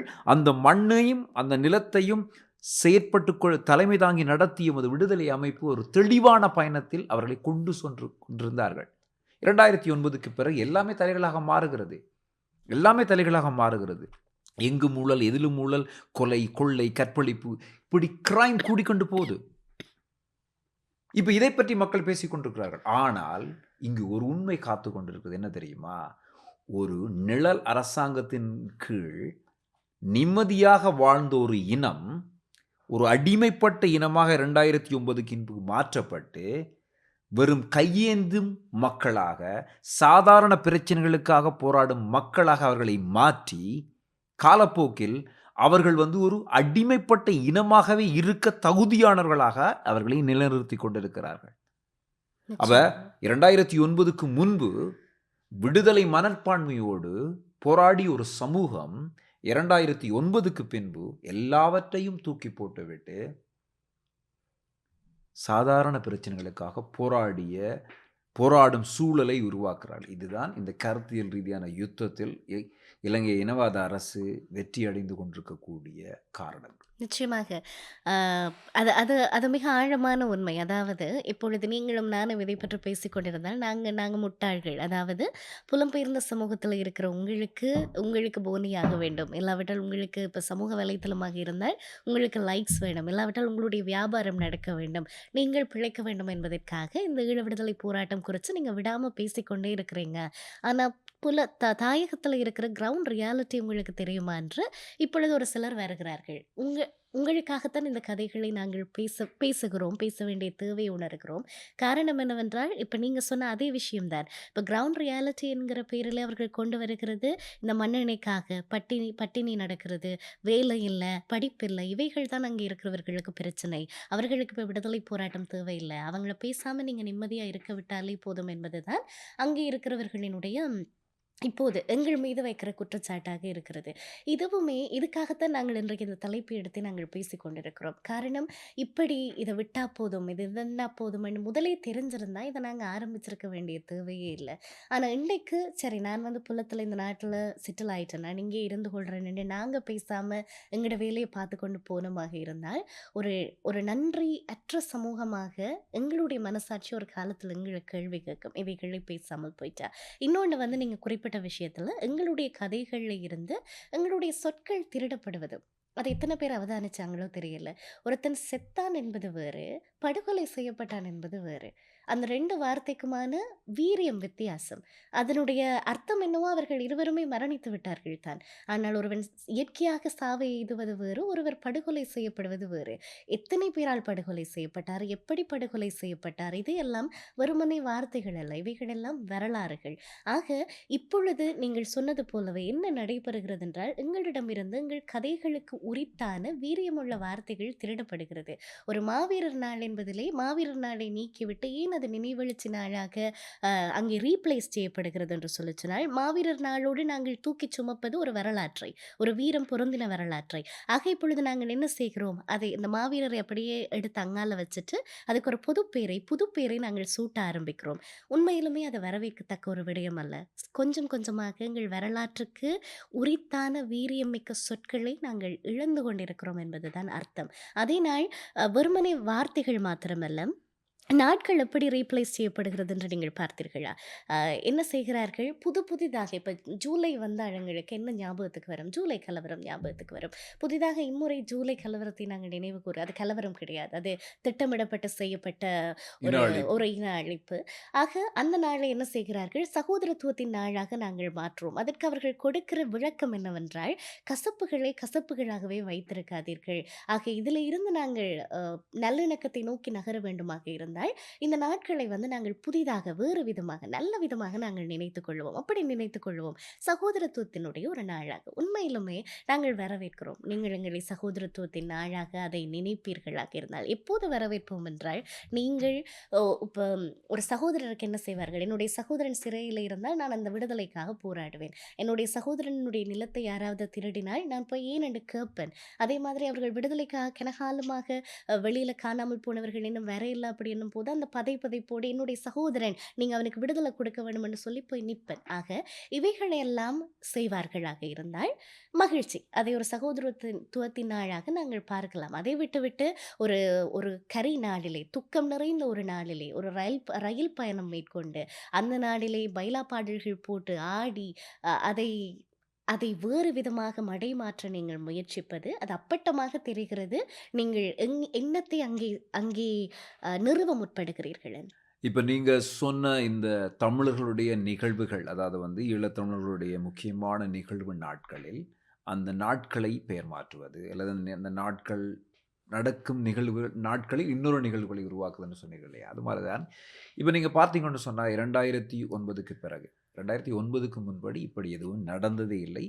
வரலாறே கிடையாது. 2009க்கு பிறகு புலம்பெயர் தேசத்திலும் சரி, தாயகத்திலும் சரி, கலை ரீதியான ஒரு முரண்களை உருவாக்கி கொண்டிருக்கிறார். இன்று உடனடியாக பேசக்கூடிய ஒரு விடயமாக இருக்குதுன்னு சொன்னால், இன்றைக்கு செம்மணியில் வந்து 130க்கும் மேற்பட்ட உடல்கள் தொடர்ச்சியாக தோண்டப்பட்டு கொண்டிருக்கிறது. அது ஒரு அதாவது வந்து அந்த சோமரத்ன சொன்ன மாதிரி நிச்சயமாக வந்து ஒரு 500ஐ தாண்டக்கூடிய அளவுக்கு உடல்கள் அங்கு கண்டெடுக்கப்படக்கூடிய ஒரு சூழல் உருவாகி கொண்டிருக்கிறது. இது மக்கள் மத்தியில் மிகப்பெரிய ஒரு அதிர்ச்சியையும், எங்களுக்கு நடந்த இன அழிப்பைக்கும் சாட்சிகளாக இருக்கிறது என்பதையும் இந்த உலக பரப்பில் சொல்ல வேண்டிய ஒரு தருணமாக இருக்கிறது. ஆனால் இதே செம்மணிக்கு பக்கத்தில், அதாவது பக்கத்தில் சொல்லக்கூட கூடாது, அரியாலை என்னுடைய ஊர். செம்மணியிலிருந்து அரியாலை எவ்வளவு தூரம்? இந்த அரியாலையில் ஒரு இசை நிகழ்ச்சி சமீபத்தில் நடந்திருக்கிறது. அது ஏன் அந்த இடத்தில் நிகழ்ச்சி நடத்தப்படுகிறது? நீங்கள் யோசித்து பார்க்க வேண்டும். அதாவது வந்து செம்மணிக்கு பக்கத்தில் இருக்கக்கூடிய ஒரு ஊரில், அரியாலை என்பது வந்து ஈழ விடுதலை போராட்டத்தில் பல முக்கியமான தலைவர்களையும், தளபதிகளையும் உருவாக்கிய ஒரு மண்ணாக இருக்கிறது. அந்த மண்ணில் ஒரு இசை நிகழ்ச்சியை நடத்துகிறார்கள். ஆனால் மக்கள் அந்த நிகழ்ச்சியை தோற்கடித்து விட்டார்கள் என்பது வேறு செய்தி. நிச்சயமாக நீங்கள் பார்த்தீங்கன்னா, அரங்குகள், கதறிகள் எல்லாம் காலியாக இருந்தது. அந்த நிகழ்ச்சி வெற்றிகரமாக நடக்கப்படவில்லை என்று. ஆனால் அங்கு நிகழ்ச்சி நடத்தப்பட்டிருக்கிறது இல்லையா? இது எப்படி என்று சொன்னால், அந்த சூழலிலிருந்து அந்த மக்களை மெதுவாக வெளியில் எடுத்து, மக்களை வேறு திசைகளுக்கு நகர்த்துவது. இங்கு புலம்பெயர் தேசங்களில் பார்த்தீங்கன்னு சொன்னால், பல இசை நிகழ்ச்சிகள் மாவீரர் நாட்கு கிட்டடியாக நடக்கும். இல்லாட்டி திலீபனனுடைய நிகழ்ச்சி காலங்களில், திலீபனனுடைய நினைவு நாட்களில் நடக்கும். அல்லது ஜனவரி மாதத்தில் நடக்கும். அதாவது தமிழீழ விடுதலை போராட்டத்தின் முக்கியமான காத்திரமான காலங்களில் புலம்பெயர் தேசங்களில் பல இசை நிகழ்ச்சிகள் நடப்பதற்கான முயற்சிகள் நடக்கும். பல நிகழ்ச்சிகள் தடை செய்யப்பட்டு, பல நிகழ்ச்சிகள் வந்து திகதிகள் மாற்றப்பட்டிருக்கிறது. ஆனால் அதுக்கு போராட வேண்டி இருக்கிறது அல்லவா? இந்த நிகழ்ச்சி இன்றைக்கு நடத்தாதீர்கள், இந்த காலத்தில் நடத்தாதீர்கள் என்று சொல்லி நாங்கள் போராட வேண்டி இருக்குதில்ல. ஆனால் நிகழ்ச்சி நடத்துவர்களுக்கு இது தெரியாதா? நவம்பர் என்று சொன்னால் அது மாவீரர் மாதம், ஜூலை என்று சொன்னால் அது வந்து கருப்பு ஜூலை. இப்படி ஒவ்வொரு காலகட்டத்திலும் தமிழர்களுக்கான நினைவெழுச்சி நாட்களாக இருக்கக்கூடிய காலகட்டத்தில் ஏன் நீங்கள் நிகழ்ச்சிகளை நடத்துகிறீர்கள் என்பது நிகழ்ச்சி நடத்துவர்களுக்கு தெரியாதா? தெரிந்து கொண்டும் அவர்கள் ஏதோ ஒரு விதமான கருத்தியலில் தோற்றுவிட்டார்கள் என்பதுதானே அர்த்தம். இப்போ நிகழ்ச்சிக்கு வரக்கூடிய கலைஞர்களை நாம் குற்றம் சொல்ல முடியாது. தமிழகத்திலிருந்து வரக்கூடிய கலைஞர்களில் எத்தனை பேர் அந்த தமிழர்களுடைய விடுதலை போராட்டம் சார்ந்த அறிவு இருக்குது என்பது எங்களுக்கு தெரியாது. ஏன்னா அவர்களுக்கு அது தெரிய போகிறதும் இல்லை. இன்றைக்கு தமிழகத்தில் வந்து இந்த 16 ஆண்டுகளில் பக்கத்தில் ஈழம் என்ற ஒரு வார்த்தையே மிக மிக மிக குறைந்து விட்டது. ஈழம் என்ற வார்த்தையை பாய்ப்பதே மிக குறைந்து விட்டது. இலங்கை, ஸ்லோன், ஸ்ரீலங்கா என்று சொல்லிக்கொண்டே வருகிறார்கள். இது நடந்து கொண்டிருக்கிறது. அப்போ எங்களுடைய இப்படித்தான் மக்களை குழப்பி குழப்பி குழப்பி அவர்களுடைய சிந்தனைக்குள் புகுந்து அவர்களுடைய சிந்தனைகளை குழப்பி குழப்பி அவர்களை மாற்றுவது. இன்றைக்கு இன்னொரு முக்கியமான கருத்தை நான் சொல்ல விரும்புகிறேன். இந்த கலை நிகழ்ச்சிகள் நடந்து கொண்டிருக்கிறது. இந்த கலை நிகழ்ச்சிகளுக்கு விசா, சர்வசாதாரணமாக இந்த கலைஞர்களுக்கு விசா கிடைக்கிறது. ஆனால் தமிழ் விடுதலை போராட்டம் சார்ந்தோ அல்லது அது சார்ந்து செயற்பட்டு கொண்டிருக்கக்கூடிய நம்முடைய தமிழ் தேசியவாதிகளுக்கான விசா மறுக்கப்படுகிறது. உதாரணத்துக்கு தீபச்செல்வன் அமெரிக்காவில் விசா மறுக்கப்பட்டிருக்கிறது, கனடாவில் விசா மறுக்கப்பட்டிருக்கிறது, யூகேயில் விசா மறுக்கப்பட்டிருக்கிறது, இன்னும் பல நாடுகளில் விசா மறுக்கப்பட்டிருக்கிறது. தீபச்செல்வன் உதாரணம் இல்லை, இன்னும் பலரை சொல்லலாம். இன்றைக்கும் தமிழகத்தில் வந்திருக்கக்கூடிய தமிழ் தேசியவாதிகள் அமெரிக்காவில் இருந்து கனடாவுக்கு வருவதற்கான விசா மறுக்கப்பட்டிருக்கிறது. ஆனால் கனடாவில் இசை நிகழ்ச்சி நடத்துவதற்கோ அல்லது புலம்பெயர் தேசங்களில் எங்கு வேணாலும் இசை நிகழ்ச்சி நடத்துவதற்கோ கலைஞர்களுக்கு விசா மறுக்கப்படுவதில்லை. இதுக்கு பின்னால் என்ன இருக்கிறது? ஒரு பலம் பொருந்திய சக்தி இருக்கிறது. யாருக்கு விசா கொடுக்க வேண்டும்? இவர்கள் போனால் அங்கே இருக்கிற மக்களை முட்டாளாக்குவார்கள். இவர்கள் போனால் அங்கே இருக்கிற மக்களுடைய அந்த எண்ணத்தை, விடுதலைக்கான அந்த பசியை, விடுதலை போராட்டத்துக்கான அந்த தேவையை அவர்கள் மனதிலிருந்து எடுத்து விட்டு அதாவது கலைகள் மூலம் அவர்களை மாற்றமடைய வைத்து விடலாம் என்றதை அவள் தெளிவாக உணர்ந்து கொண்டிருக்கிறார்கள். அதனால்தான் தொடர்ச்சியாக செய்கிறார்கள். இன்று ஒரு ஊடகவியலாளர் தாயகத்தில் வந்து விசாரணைக்கு அழைக்கப்பட்டிருக்கிறார். அவர் செய்தது குற்றம் என்ன? செம்மணியில் நடந்து கொண்டிருக்கக்கூடிய அந்த கல்லறைகள் வந்து புதைத்து கொன்றொழித்து புதைக்கப்பட்ட மக்களுடைய உடல்கள் தோண்டப்பட்டு கொண்டிருக்கக்கூடிய இதுவரை போட்டோக்கள் மூலம் எடுத்து உலக பரப்பில் அதை அனுப்பி கொண்டிருக்கிறார். பரவலாக அதை செய்து கொண்டிருக்கிறார். இதில் என்ன குற்றம் இருக்கிறது? நடந்த ஒரு கொலையை, நடந்த ஒரு இன அழிப்பை, நடந்த ஒரு விடயத்தை இந்த உலகத்துக்கு தெளிவுபடுத்துகிறது ஒரு ஜேர்னலிஸ்டினுடைய கடமை. அவர் எப்படி குற்றவாளியாக இலங்கை சிஐடி அரசாங்கம் வந்து சிஐடியினுடைய அதிகாரிகள் வந்து அவனை விசாரணைக்கு அழைக்க முடியும்? ஆனால் உலக பரப்பில் வாழ்ந்து கொண்டிருக்கக்கூடிய எங்களுடைய தமிழ் சொந்தங்கள் அதை சார்ந்து என்ன செய்து கொண்டிருக்கிறோம்?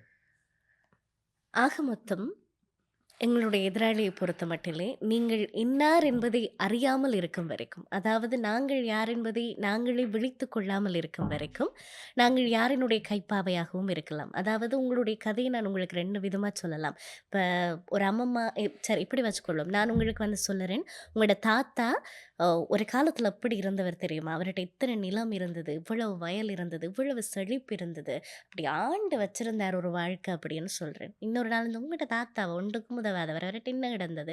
அவர்ட்ட கிடந்த இந்த நிலத்த வச்சு இந்த மனுஷனுக்கு வாழவும் தெரியாது, ஒண்ணும் தெரியாது. அந்த அவர பாட்டுக்கு போய் சேர்ந்துட்டாரு. இதுதான் என்னோட தாத்தா. 2 விதமாக இந்த கதைய நான் உங்களுக்கு சொல்லலாம். சரி, அவர்ட்ட நிலம் இருந்தது உண்ம. ஒரு தாத்தா இருந்ததும் உண்ம. அவர் எப்படி வாழ்ந்தார் என்பதை நான் சொல்லுகிற விதத்தை பொறுத்து, அதற்கு நான் கொடுக்கிற குரலினுடைய விதத்தை பொறுத்து, அந்த கதையினுடைய வீரியம் மாறுபடுகிறது. ஆக இப்படித்தான் இந்த கதை சொல்லப்படுகிற இந்த சமூக வலைத்தள தளங்களிலும் சரி, எழுதப்படுகிற விதங்களிலும் சரி, புதிதாக அந்த கதையினுடைய வீரியத்தை சிதைக்குமா போல, ஒவ்வொரு விதமான கோணங்களிலே அதை சுவாரஸ்யப்படுத்துவதற்காக, இல்லாவிட்டால் அதை மலினப்படுத்துவதற்காக, இல்லாவிட்டால் அதை விற்பனை செய்வதற்காக, இல்லாவிட்டால் அதை குழப்புவதற்காக, இப்படி பல விதங்களிலும் இந்த நரேட்டிவ் மாறிக்கொண்டே வருகிறதை பார்க்கக்கூடியதாக இருக்கிறது. ஆக இது என்ன செய்யும் என்றால், தன்னுடைய வேர் என்ன என்பதை தேடி போகிற ஒரு அடுத்த தலைமுறைக்கு ஒரு குழப்பமான ஒரு வரலாற்று கதையைத்தான் நாங்கள் ஒப்படைப்போம். ஆக இப்போது பார்த்தீர்களாக இருந்தால் சொல்லுவார்கள், "இது தமிழ் சனமோ, அது ஒரு மோட்டு சனம். நீங்க தமிழன்னு சொல்லி பாருங்க." டக்குன்னு வந்து கொதிச்சு கொண்டு போவாங்க. அவ்வளவுதான். கொதிச்சு அப்படியே அடங்கி போயிருவாங்க அப்படின்னு. உண்மையிலுமே மோட்டு சனம் தான் ரஞ்சித். ஏனென்னா, இந்த மோட்டுத்தனத்தினால தான் ஒரு காலத்துல நாங்க வந்து எத பத்தியுமே 2வது சிந்தனையே இருக்கையில, செகண்ட் தாட்டே இருக்கையில அவங்களுக்கு. என்னுடைய தேசம் அதற்கு ஒரு பிரச்சனை, அதற்கு ஒரு இழுக்கு. என்னுடைய தாயை நீ பழிச்சிட்டா கூட எனக்கு பரவாயில்ல. ஆனா என்னுடைய தாய் நிலத்தை நீ பழிக்க முடியாது என்று சொல்லி, தன்னுடைய இன்னுயிர் தான் ஒரு மனுஷனுக்கு ஆக பெரியது. அந்த இன்னுயிரை இந்தா எடுத்துக்கோ அப்படின்னு கொடுக்க முடியுமாக இருந்தால், அந்த சனம் ஒரு மோட்டு சனம் தான் இல்லையா? ஸோ என்ன நடக்குது என்று சொன்னா, எங்களுடைய வரலாற்றை நாங்கள் அறிந்து கொள்ள வேண்டும் என்று இப்ப நீங்க பார்த்தீங்கன்னு சொன்னா, ஒரு காலத்துக்கு பிறகு தமிழருடைய வரலாறு சார்ந்த எதுவுமே இல்லை. ம். எதுவுமே இல்லை. வெறும் கதை வழி, அதாவது அந்த வாய் வழி வந்த கதை, காது வழி வந்து கேட்ட விஷயங்கள், இவைகள் தான் அங்கங்கும் இங்கொன்றுமாக இருக்கிறதே ஒழிய, தமிழர் சார்ந்த ஒரு வரலாறுகள் உங்கள் கையில் இல்லை. காரணம், குழப்பமாக உருவாக்கக்கூடிய கதைகள் வந்து எப்படி உண்மையான கதைகளாக இருக்க முடியும்? அப்ப அவை எழுதப்படவே இல்லை. இதுதான் இங்கு நடந்து கொண்டிருக்கிறது. இன்றைக்கு 30 ஆண்டுகளுக்கு மேலாக நடந்த ஒரு விடுதலை போராட்டத்தின் உண்மை கதைகள் சிதைக்கப்படுகிறது. உண்மை கதைகள். போராளிகள் போராடினார்கள், களங்கள் கண்டார்கள், இங்கு நடந்தது, இப்படி ஒரு யுத்தம் நிகழ்ந்தது, இப்படி நடந்தது. இது எல்லாமே பலரால் சமூக வலைத்தளங்களில் வந்து வேறு விதமான கண்ணோட்டத்தில், வேறு விதமான கோணங்களில் அந்த கதைகள் பரவலாக பேசப்படுகிறது. இது ஒரு எதிரியின் மிகப்பெரிய சக்திகரமான ஒரு செயற்பாடு என்று தான் சொல்ல வேண்டும். ஏனென்று சொன்னால், தமிழர்களுக்கு பேச பிடிக்கும், கதைக்க பிடிக்கும், கதை சொல்ல பிடிக்கும், நல்லா கதைத்து கொண்டே இருக்க பிடிக்கும். அப்ப இவர்களுடைய கற்பனை என்பது வந்து தன்னை நிலைநிறுத்துவதற்கான கற்பனைக்காக இவர்கள் எதை தேடி எடுத்துக்கொள்கிறார்கள் சொன்னால், யாரை கேட்டாலும் அந்த இடத்தில் நடந்த சண்டையை பற்றி உங்களுக்கு தெரியுமா, இந்த தளபதியை பற்றி தெரியுமா, அவரை தெரியுமா, இவரை தெரியுமா, நீ என்ன செய்து கொண்டிருந்தாய்? இந்த கேள்வி அவரிடம் கிடையாது. அந்த போராளிகள் அந்த களத்தில் போராடி கொண்டிருக்கும் பொழுது நீங்கள் என்ன செய்து கொண்டிருந்தீர்கள்? ஆனால் அவர்களை பற்றி எடுத்து இவர்கள் கதைகளை சோசியல் மீடியாவில், ஸ்பெஷலி டிக்டாக் போன்ற தளங்களில் குரூப்பாக இருந்து பேசிக் கொண்டிருக்கிறார்கள். அதில் எங்களை கூட இன்வைட் பண்ணுவார்கள். அதிலிருந்து ஓடி தப்பி வர வேண்டிய ஒரு சூழல் கூட இருக்கிறது. அப்ப இப்படி நடந்து கொண்டிருக்கிறது. இப்படியே பார்த்தீங்கன்னு சொன்னால், இப்பொழுது வந்து இலக்கியத்திலும் எங்களுக்கு எதிரான கதைகள் உருவாக்கப்படுகிறது. இன்று வந்து இப்போ உதாரணத்துக்காக நாங்கள் திரும்ப திரும்ப இதை பேசுவது என்று இல்லாமல், நான் இதை பல இடங்களில் பேசிக் கொண்டிருக்கிறேன். கேப்டன் மில்லர் என்று சொன்னால் எங்களுக்கு கண்முன் வந்து நிற்பது தமிழீழ விடுதலை போராட்டத்துக்காக தன்னை ஆகுதியாக்கிய முதற் தற்கொலை போராளி. இன்றைக்கு கூகுளில் போய் நீங்க சர்ச் பண்ணி பார்த்தா, கேப்டன் மில்லர் என்று சொன்னால் தனுஷ் தானே வந்து நிற்கிறார். நிச்சயமாக. கப்பலோட்டிய தமிழன் யார் என்று கேட்டால் உங்களுக்கு வாவு சிவாஜி தான் சிதம்பரம் வருகிறார். பிள்ளைன்னு தெரியாது. சிவாஜி கணேசன் அப்ப தான் தெரியும். இது மாதிரித்தான் இன்னும் வரும். அப்ப அதாவது வந்து ஈழ விடுதலை போராட்டத்தின் முதன்மை கதாநாயகர்களுடைய பெயர்களை வைத்துக்கொண்டு திரைப்படங்களை உருவாக்குதல், அல்லது கதைகளை எழுதுதல். இன்று ஆங்கிலத்தில் கூட திலீபன் அவனுடைய கதைகள் எழுதப்பட்டிருக்கிறது. அந்த கதைகளை படித்தால் திலீபனுடைய கதைக்கும் அதுக்கும் சம்பந்தமே இல்லை. அப்போ ஒரு இளம் தலைமுறை வந்து அந்த புத்தகத்தை படிக்கும் பொழுது திலீபன் அண்ணா என்று உண்மையாக தமிழ விடுதலை போராட்டத்துக்காக 12 நாட்கள் நீர் கூட அருந்தாமல் அகிம்சை ரீதியில் போராடி மரணித்து ஒரு ஒரு மாபெரும் தியாகியின், ஒரு விடுதலை போராளியின் கதையை நீங்கள் எப்படி சிதைக்கிறீர்கள்? இதுதான் கருத்துக்கள். நிச்சயமாக எல்லாருக்குமே ஒரு கேள்வி இருக்கும். இந்த இந்த ஈழத் தமிழர்கள் என்றாலே ஒரு விதமான பிரச்சனைக்காரர்கள். அவர்களுக்கு ஒரு கதை இருக்கு. அத சொல்லவும் வேண்டும். ஆனா யாராவது அத சொல்றதுக்கு கையில எடுத்தா பிரச்சனையும் பண்ணுவார்கள் என்று. அது காரணம் இருக்கு. எங்களுடைய தேவை, கோரிக்கை எல்லாமும் அந்த கதையை அதற்குரிய தாற்பரியத்தோடு சரியாக சொல்லுங்கள். அந்த வீரியம் குறையாமல், அதை சமரசம் செய்யாமல் சொல்லுங்கள். இல்லாவிட்டால் அதை சமரசமற்று சொல்லுவதற்கு உங்களுக்கு திராணி இல்லாவிட்டால், நீங்கள் வந்து அதை சொல்லாமல் இருங்கள். அதை விட்டு விடுங்கள். அது அப்படியாகவேனும் பாதுகாப்பாக இருக்கட்டும். ஆக அதனுடைய உண்மை தன்மையை, வீரியத்தை சமரசம் செய்து சொல்லுகிற அந்த மேடை எங்களுக்கு வேண்டாம் என்பது முதலாவது. அதே மாதிரி இப்போது நீங்கள் இந்த கேப்டன் மில்லர் என்கிற போது, அந்த பேர் எடுத்தா என்ன? அந்த பேர் தெரியாம இருக்கிறத விட இப்ப எடுத்தா எவ்வளோ பேருக்கு அந்த பேர் போய் சேரும் என்று சொல்லுவார்கள். ஆனால் அதில இருக்கிற ஆபத்து அவர்களுக்கு தெரியாது. மிகச் சரியாக சொன்னீர்கள். இப்பவும் கப்பலோட்டிய தமிழன்னா உங்களுக்கு சிவாஜி கணேசன் தான். மற்றவர்களை பொறுத்தவரைக்கும் கதை எவ்வளவு பேருக்கு போய் சேர்ந்துட்டது. ஆனா சிதம்பரம் பிள்ளையினுடைய பேரை யாருமே நினைவு வைத்திருக்க மாட்டார்கள். அதனால தான் எங்களுக்கே உரித்தான பெயர்கள், வரலாறு, கதைகள் இவைகள் எல்லாவற்றிலும் நாங்கள் கவனமாக இருக்கிறோம். ஒரு முறை ஒரு சர்ச்சை எழுந்தது. ஒரு கலைஞன் அவனை கலைஞனாக பார்க்க வேண்டும். அவனோடு நாங்கள் அரசியலை கொண்டு வரக்கூடாதுன்னு. விஜய் சேதுபதி, முத்தியா முரளிதரனினுடைய ஆவணப்படத்திலே நடிப்பது தொடர்பாக அந்த பிரச்சனை வந்தது. ஆக ஈழத்தமிழர்கள் அதற்கு மிக மிக ஆணித்தரமான எதிர்ப்பினை காண்பித்திருந்தார்கள். காரணம் என்னவென்றால், விஜய் சேதுபதி போன்ற ஒரு முன்னணி நடிகர் அ தமிழர்களினுடைய வரலாற்றில தான் யார் என்பதை விழித்துக் கொள்ளாமல், இப்போ ஒரு ஒரு கிரிக்கெட்டரா மாத்திரம் இருந்தால் பிரச்சனையே இல்ல. ஆனா என்னைக்கு அவன் வந்து அரசியல் கருத்துக்களை முன்வைக்க ஆரம்பிக்கிறார்களோ, அன்றைக்கு அது வந்து பேசு பொருளாக ஆகிறது.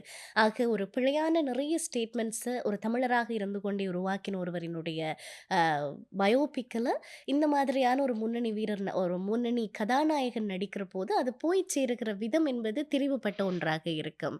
ஆக நாளைக்கு அவரை ஒரு ஒரு கதாநாயகனாக, ஒரு ஒரு வீரியமான புருஷராக நாங்கள் காண்பிக்க, சித்தரிக்க ஆரம்பித்து விட்டோமாக இருந்தால், அதை மக்கள் நம்ப ஆரம்பித்து விட்டார்களாக இருந்தால், அவருடைய அரசியல் கருத்துக்களையும் நம்ப மாட்டார்கள் என்று என்ன நிச்சயம்? இல்லையா? இல்ல, அந்த ஒரு மிகப்பெரிய ஆபத்து தான் எங்களுக்கு எதிராக இருக்கின்றது. இப்ப இதை நாங்கள் இதுக்காகத்தான் நாங்கள் குரல் கொடுத்துக் கொண்டிருக்க வேண்டிய ஒரு சூழல் இருக்குது. இன்றைக்கு சமீபத்தில் வந்த கிங்டம் என்ற ஒரு திரைப்படம் ஈழத்தமிழர்களை வந்து காட்டு மிராண்டிகள் போல சித்தரிக்கப்பட்டிருக்கிறது. இன்றைக்கு தமிழகத்தில், இந்தியாவில் இந்த திரைப்படம் ஓடுகிறது. தமிழகத்தில் பரவலாக இதுக்கு எதிர்ப்பான போராட்டங்கள் நிகழ்ந்து கொண்டிருக்கிறது. தமிழகத்தில் தியேட்டர்களை புகுந்து பேனர்ஸ் எல்லாம் கிழித்து கொண்டிருக்கிறார்கள். ஆனால் கனடாவில் ஒரு தியேட்டரில் இந்த கிங்டம் என்ற திரைப்படம் வந்து ஓடிக்கொண்டிருக்கிறது.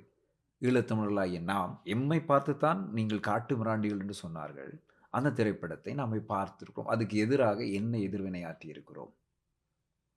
தமிழகத்தில் அந்த திரைப்படத்துக்கு எதிராக தடைகளுக்காக போராடுகிறார்கள். ஆனால் கனடாவில், அதிகமான மக்கள் வாழக்கூடிய கனடாவில், ஈழத்தமிழர்கள் வாழக்கூடிய கனடாவில் பிரச்சனை இல்லாமல் இந்த திரைப்படம் ஓடிக்கொண்டிருக்கிறது. நாங்கள் நிறுத்த வேண்டும். இதை பார்த்தாலோ நீங்கள் காட்டு மிராண்டித்தனமாக போராடுகிறீர்கள். நீங்கள் வந்து எங்களுக்கு எதிராக உருவாக்கப்படும் எந்த கருத்தையும் அதை நேரடியாக நின்று எதிர்க்க வேண்டியது ஒவ்வொரு ஈழத்தமிழனின் கடமை. உன் தாய் கெட்டவள் என்று ஒருவன் சொல்லுகிறான் என்று சொன்னால் அதை நீ கடந்து போவியா? உன் தலைவன் தெரியில்லாதவன் என்று சொன்னால் அதை நீ கடந்து போவியா? நிச்சயமாக போராட வேண்டும் அல்லவா? எங்களுக்கு எதிராக உருவாக்கப்பட்ட கருத்து இன்றைக்கு வந்து இந்த திரைப்படம் எத்தனை கோடிக்கணக்கான மக்கள் இதை பார்க்க போகிறார்கள். வேற்று மொழிகளில் பார்க்க போகிறார்கள். எல்லோரும் பார்க்கும் பொழுது என்ன நடக்கும்? ஈழத்தமிழர்கள் காட்டுமிராண்டிகள், அவர்கள் ஏன் போராடினார்கள் என்ற கருத்து வந்து ஈஸியாக அவர்கள் மத்தியில் கொண்டு போய் சேர்க்கப்படுகிறது. ஆனால் அதுக்காக நாங்கள் என்ன செய்து கொண்டிருக்கிறோம்? இந்த ஒரு திரைப்படம் அல்ல, இந்தியாவில் இருந்து உருவாக்கப்பட்டு கொண்டிருக்கக்கூடிய பல திரைப்படங்கள், ஏற்கனவே வந்த திரைப்படங்கள் எல்லாமே ஈழத்தமிழர்களை காட்டு மிராண்டிகளாகவும் எங்களுடைய விடுதலை போராட்டத்தை வந்து அசிங்கப்படுத்தியும் மிக கேவலமாக சித்தரித்துக் கொண்டிருக்கிறார்கள். ஆனால் இந்திய சினிமாவினுடைய பொருளாதார பலத்தை உருவாக்கி கொடுக்கக்கூடியவர்களாக ஈழத்தமிழர்கள் வாழ்ந்து கொண்டிருக்கிறார்கள். ஆனால் அந்த திரைப்படங்களுக்கு எதிராக தமிழகத்தில் நமது சகோதரர்கள் வந்து அந்த திரைப்படத்துக்கு எதிராக போராடுகிறார்கள். ம். நாங்கள் என்ன செய்து கொண்டிருக்கிறோம்? எங்களை பற்றி தானே சொல்கிறார்கள். அதை கடந்து போகிறோம். இங்கு என்ன பிரச்சனை என்ன தெரியுமா? மிகப்பெரிய பிரச்சனை என்ன தெரியுமா? எங்களுக்கு எதிராக உருவாக்கப்படும் கருத்துக்களை நாங்கள் ஏற்றுக்கொண்டு அமைதியாக அதை கடந்து போவதுதான் மிகப்பெரிய மிக மிக பெரிய ஒரு ஆபத்து. இந்த ஆபத்து எப்படி மாறும் என்று சொன்னால், இன்னும் பல ஆண்டுகளுக்கு பிறகு தமிழருடைய விடுதலை போராட்டத்தை நடத்திய எமது தேசிய அமைப்பின் மீதோ, எமது தமிழர்களுடைய உரிமைக்காக, தமிழீழ விடுதலை என்ற உரிமைக்காக போராடிய எமது போராளிகள் மீதோ, எமது சுதந்திரத்துக்கான தேவை மீதோ வைக்கப்படும் கருத்துக்களையும் நாம் கடந்து போய்விடுவோம். இந்த ஆபத்து இங்கு இருக்கிறது. இதை நாம் உணர்வதே இல்லை. நிச்சயமாக ஈழத்தமிழர்களினுடைய கதை பொறுத்தவரைக்கும் மிக எளிமையானது. எந்த விதத்தில் எளிமையானது என்றால், அந்த மக்கள் மண்ணுக்காக நின்றவர்கள், தான் வாழ்ந்த மண்ணை நேசித்தவர்கள், நேசித்துக் கொண்டிருப்பவர்கள், நேசிக்கப் போபவர்கள் தொடர்ந்துமே. ஆக நீங்கள் அவர்களுடைய கதைகளை எடுக்கிற போதோ, இல்லாவிட்டால் அவர்கள் சார்ந்து ஒரு கலையை நீங்கள் உருவாக்குகிற போதோ, முதல்ல நீங்க கவனிக்க வேண்டியது, ஒரு மண்ணுக்கான இயல்பு அந்த மக்களிடத்திலேயும் இருக்கும். ஒரு மண் எப்படி இருக்கும்? பவித்திரமானதாக இருக்கும். அது ஒரு ஒரு ராவா இருக்கும். ஒரு ஒரு எந்த ஒரு அரிதாரமும் அற்றதாக இருக்கும். அதில் ஒரு பச்சை தன்மை இருக்கும். அதே மாதிரி தான் இந்த மக்களினுடைய கதையுமே கூட. நீங்கள் அ எண்ணத்தை எண்ணத்தை கொடுத்து அதை உருவாக்கினார்கள் என்பது இருக்கிறது இல்லையா? அந்த அவ்வளவு பெரிய வரலாற்று காலத்தை. ஆக அதற்கு அவர்கள் காணிக்கையாகவோ, இல்லாவிட்டால் அதற்கான சன்மானமாக, விலையாக அவர்கள் கொடுத்தது மிக பவித்திரமான குருதி. மக்கள், உயிர் இல்லையா? ஆக அவர்களை சார்ந்து நீங்கள் ஒரு கலைப்படைப்பை எடுக்கிற போது, ஒரு ஒரு ஒரு தெய்வத்தன்மைக்கு நீங்கள் எவ்வளவு பயபக்தியோடு சமரசமற்ற தன்மையை நீங்கள் கடைப்பிடிப்பீர்களோ, அதே மாதிரியான சமரசமற்ற தன்மை என்பது அங்கே மிக மிக அவசியமானது. இல்லாவிட்டால் அந்த சமரசமற்ற தன்மையினை நாங்கள் கோருவோம். அதாவது நாங்க டிமாண்ட் பண்ணுவோம் அது. அதுக்காக நீங்க எங்களை காட்டுமிராண்டிகள் என்று சொன்னாலும் பரவாயில்லை. ஆமாம், காட்டுமிராண்டிகள் தான். தன் மண்ணை நேசித்த மக்களுக்கு வரலாறு கொடுத்திருக்கக்கூடிய பேர் வந்து காட்டுமிராண்டிகள் தான். ஆக சந்தோஷமாக அதை வாங்கிக் கொள்ளலாம். ஆக எங்களுடைய கோரிக்கையெல்லாம் இந்த கலை நிகழ்ச்சிகள் நடக்கிற போது சொல்லுவார்கள், ஒரு யுத்தம் நடந்து முடிந்த இடத்திலே கலை நிகழ்ச்சிகள் நடக்கக்கூடாதா? அந்த மக்கள் சந்தோஷமாக இருக்கக்கூடாதா? என்றெல்லாம் கேட்பார்கள். ஆனால் அங்கே கலை நிகழ்ச்சிகள் நடக்கக்கூடாது என்பது எங்களுடைய நோக்கம் அல்ல. ஆனால் அதனுடைய பின்னணியில் இருந்து இயங்குகிறவர்களோ, இல்லாவிட்டால் ஒரு ஒரு பிரதேசத்திலே நீங்கள் ஒரு நிகழ்வை நடத்துகிறீர்களாக இருந்தால், இல்லாவிட்டால் ஏதாவது ஒன்றை நிறுவுகிறீர்களாக இருந்தால், அந்த பிரதேசத்தினுடைய சமூகவியல் தன்மைகளை நீங்கள் ஆராய வேண்டும் முதலாவது. சமூகவியல் என்கிற போது அந்த மக்களினுடைய நம்பிக்கை, வரலாறு இவைகளெல்லாம் மிக மிக முக்கியமானது. ஆக ஈழ நிலத்திலே நீங்கள் ஒரு கலை நிகழ்ச்சியை கொண்டு வந்து நடத்துகிறீர்களாக இருந்தால், அங்கே அந்த மக்களினுடைய வரலாற்றுக்கும், இல்லாவிட்டால் அந்த மக்களினுடைய நம்பிக்கைக்கும், அந்த மக்களினுடைய உணர்வுகளுக்கும் எதிரான, முரணான, அச்சுறுத்தலான ஒரு விடயத்தின் பின்னணியில நின்று நீங்க செயற்படுகிற பொழுது, நிச்சயமாக முதல்ல அந்த மக்கள் அதை எதிர்ப்பார்கள். அது தென்னிந்திய கலைஞர்களாக இருக்கலாம், பெரிய பெரிய புகழ்பெற்ற டிவிக்கள்ல இருக்கிற ஹோஸ்ட்டை நீங்க கொண்டு வரலாம். ஆக அது முடியும் போது அதுக்கு மக்கள் எதிர்ப்பை வெளிப்படுத்துகிற போது, நீங்க அந்த கதைய எப்படி போய் சொல்றீங்கன்னா, ஈழத்தமிழர்கள் காட்டுமிராண்டிகள். ஆனா காட்டுமிராண்டிகள். என்னத்துக்காக காட்டுமிராண்டிகளாக இருந்தார்கள்? அப்படி அவர்கள் நடந்து கொள்வதற்கு நீங்க என்ன செஞ்சீங்க? யாரினுடைய பின்னணியில நீங்க வந்து நின்றீங்க? அந்த மக்கள் இத பற்றி உங்களுக்கு சொன்னாங்களா இல்லையாண்டா, அதை பற்றி பேசுவதற்கு இங்க யாரும் இல்லை.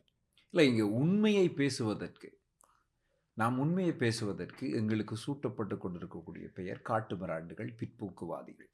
இதான் இந்த சமூகம் சொல்லுகிறது. ஆனால் உண்மையை பேசுவதற்காக நாங்கள் எங்களுக்கு எத்தனை பெயர்களை யார் கொடுத்தாலும், உண்மையை பேசுபவர்கள் அதை பற்றி கவலைப்படவே கூடாது. தொடர்ந்து போய்க்கொண்டே இருக்கணும்.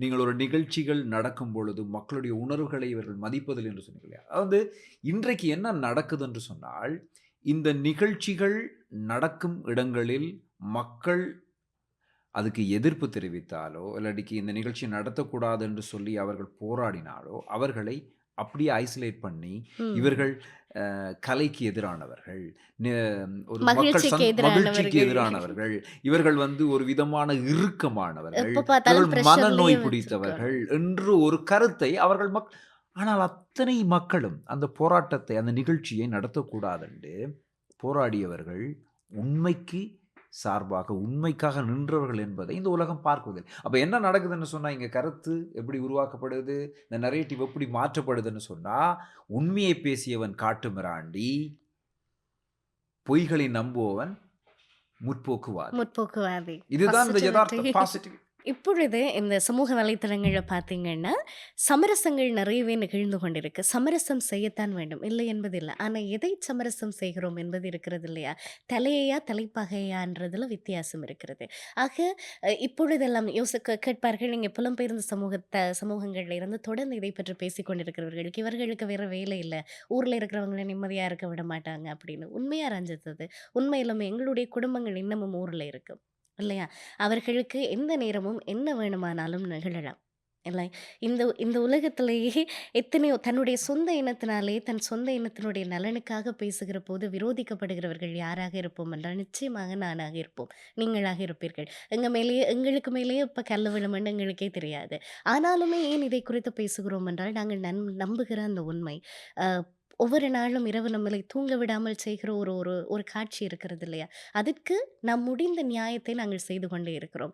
ஆனால் துக்ககரமான விடயம் என்னவென்றால், நம்முடைய சமூகத்தில இருக்கிறவர்களே அதை ஒரு ஒரு பிற்போக்குத்தனமாக, இல்லாவிட்டால் ஒரு கற்றறியாதவர்கள், அ அன்எடுகேட்டட் ஃபெல்லோஸ் செய்ற மாதிரி, இவங்க வந்து புரோகிரசிவா இல்ல, இவங்க வந்து முன்னேற விட மாட்டார்கள். எது எது புரோகிரசிவ்? எது எது பாசிட்டிவிட்டி? எது இது இந்த கற்றறிந்தவர்கள் செய்கிற நீங்க சொல்ற எடியூகேட்டட் பீப்பிள் நடந்து கொள்ற மாதிரி என்ன? இது நீதியை கைவிட்டு விட்டு என்ன நடந்தாலும் பரவால்ல, இட்ஸ் ஓகே. அப்படியே துடைச்சு விட்டுட்டு அடுத்தத பார்த்துட்டு போம்ன்றது. அது அது அது நியாயமாக இருக்க முடியாது. இப்ப நீரும் நானும் இன்னும் பலர் சமூக வலைத்தளங்களில் பலர் நம்முடைய விடுதலை போராட்டம் சம்பந்தமாக தொடர்ச்சியாக பேசிக் கொண்டிருக்கிறார்கள். எங்கள் மீது இந்த சமூக வலைத்தளங்களில் வைக்கக்கூடிய குற்றச்சாட்டு என்ன தெரியுமா? இவர்கள் புலம்பெயர்ந்த தேசத்திலிருந்து பேசுகிறார்கள். இவர்களால் நாட்டுக்கு வர முடியுமா? விடுதலை போராட்டத்தை பற்றி இவர்களுக்கு என்ன தெரியும்? கேட்டதை வைத்து பேசிக் கொண்டிருக்கிறார்கள். நான் என்னுடைய தேசத்துக்கு தொடர்ந்து பயணித்து கொண்டு தான் இருக்கிறேன். என்னுடைய படைப்புகளை அந்த மண்ணில் நான் தொடர்ந்து உருவாக்கி கொண்டு தான் இருக்கிறேன். நான் பயப்படுவதே இல்லை. நான் தொடர்ந்து அந்த மண்ணுக்கு போய் கொண்டிருக்கிறேன். ஏன் என்று சொன்னால், என்னிடம் உண்மை இருக்கிறது. அந்த உண்மையை நான் தெளிவாக முன்வைத்து என்னுடைய பயணத்தை நான் நடத்தி கொண்டிருக்கிறேன். நாங்கள் பயப்படவில்லை. என்னுடைய சமூக வலைத்தளத்தில் நான் போடுவது, பயத்தை விடு அல்லது கொள்கையை விடு. நான் எதை விடணும் என்று சொன்னேன், என்னுடைய பயத்தை தான் விடும். நான் பயந்து கொண்டிருக்க தேவையில்லை. இன்றைக்கு பரவலாக எங்களுடைய மக்கள் மத்தியில் வந்து ஒரு மிகப்பெரிய ஒரு சைக்காலஜிக்கல், அதாவது உளவியல் ரீதியான ஒரு எண்ணத்தை இவர்கள் விதைத்து கொண்டிருக்கிறார்கள். எப்படி தெரியுமா? நீங்கள் இப்படி பேசினால், நீங்கள் கொடி பிடித்தால், தமிழ் தேசியம் என்று பேசினால் நாளைக்கு நாட்டுக்கு போக முடியாது, நாட்டுக்கு போனால் உங்களை இலங்கை அரசாங்கம் கைது செய்துவிடும் என்று ஒரு அச்சத்தை உருவாக்கி, என்னடா எல்லோருக்கும் நாட்டுக்கு போக வேண்டிய ஒரு தேவை இருக்கிறது. நிச்சயமாக என்னுடைய மண்ணுக்கு நான் போக வேண்டும், திருவிழாக்களில் பங்கு பெற்ற வேண்டும், மக்களை சந்திக்க வேண்டும், உறவுகளை பார்க்க வேண்டும். என் மண்ணை நான் நேசிக்கிறேன், அதனால் என் மண்ணுக்கு நான் தொடர்ந்து பயணிக்க வேண்டும். இப்படி வரக்கூடியவர்கள் நிச்சயமாக அந்த மண்ணின் மீது, தேசத்தின் மீது பற்றுறுதி கொண்டவர்கள். இந்த பற்றுறுதி கொண்டவர்களை கருத்தியல் ரீதியாக எப்படி மாற்றுவார்கள் என்று சொன்னால், நீ கொடி பிடிக்காத, நீ போராட்டத்தில் முன்னுக்கு நிற்காத, நீ சத்தம் போடாத, நீ சமூக வலைத்தளங்களில் எழுதாத, எல்லாத்தையும் பார்த்து கொண்டிருக்கிறாங்க. நாளைக்கு இலங்கை அரசாங்கம் வந்து உன்னை நீ கொழும்புல காலடி வைத்தோன்னு உன்னை கைது செய்துவிடும். அப்போ என்ன செய்யணும்னு சொன்னால், ஐயையோ இப்படியெல்லாம் நடந்து விடுமா, அப்போ நான் எதுவுமே செய்யக்கூடாது, கொடி பிடிக்கக்கூடாது, தமிழ் தேசத்துக்காக போராடக்கூடாது, பேசக்கூடாது, எது விதமான பங்களிப்பையும் நான் செய்யக்கூடாது என்ற ஒரு அச்சத்தை உருவாக்கி அவர்களை பின்வாங்க வைக்கிறார்கள். இப்படி பின்வாங்கியவர்கள் என்ன செய்கிறார்கள்னு சொன்னால், தமிழ் விடுதலை போராட்டத்திலிருந்து வெளியேறுகிறார்கள். வெளியேறியவர்கள் அந்த மண்ணுக்கு போகிறார்கள். காலப்போக்கில் அந்த விடுதலை போராட்டத்தை மறந்து விடுகிறார்கள். இது எத்தனை பேருக்கு தெரியும்? நீ கொடி பிடிப்பது எப்படி தப்பாகும்? ஏன் இன்றைக்கும் தாயகத்தில் இருந்து கொண்டு எத்தனை மக்கள் போராடுகிறார்கள் விடுதலை போராட்டத்தை. இன்றைக்கு நான் கடந்த 4 ஆண்டுகளாக நடந்த மாவீரர் தின விழாவுக்கு நான் மண்ணில் தேசத்தில் அங்கு நின்றிருக்கிறேன்.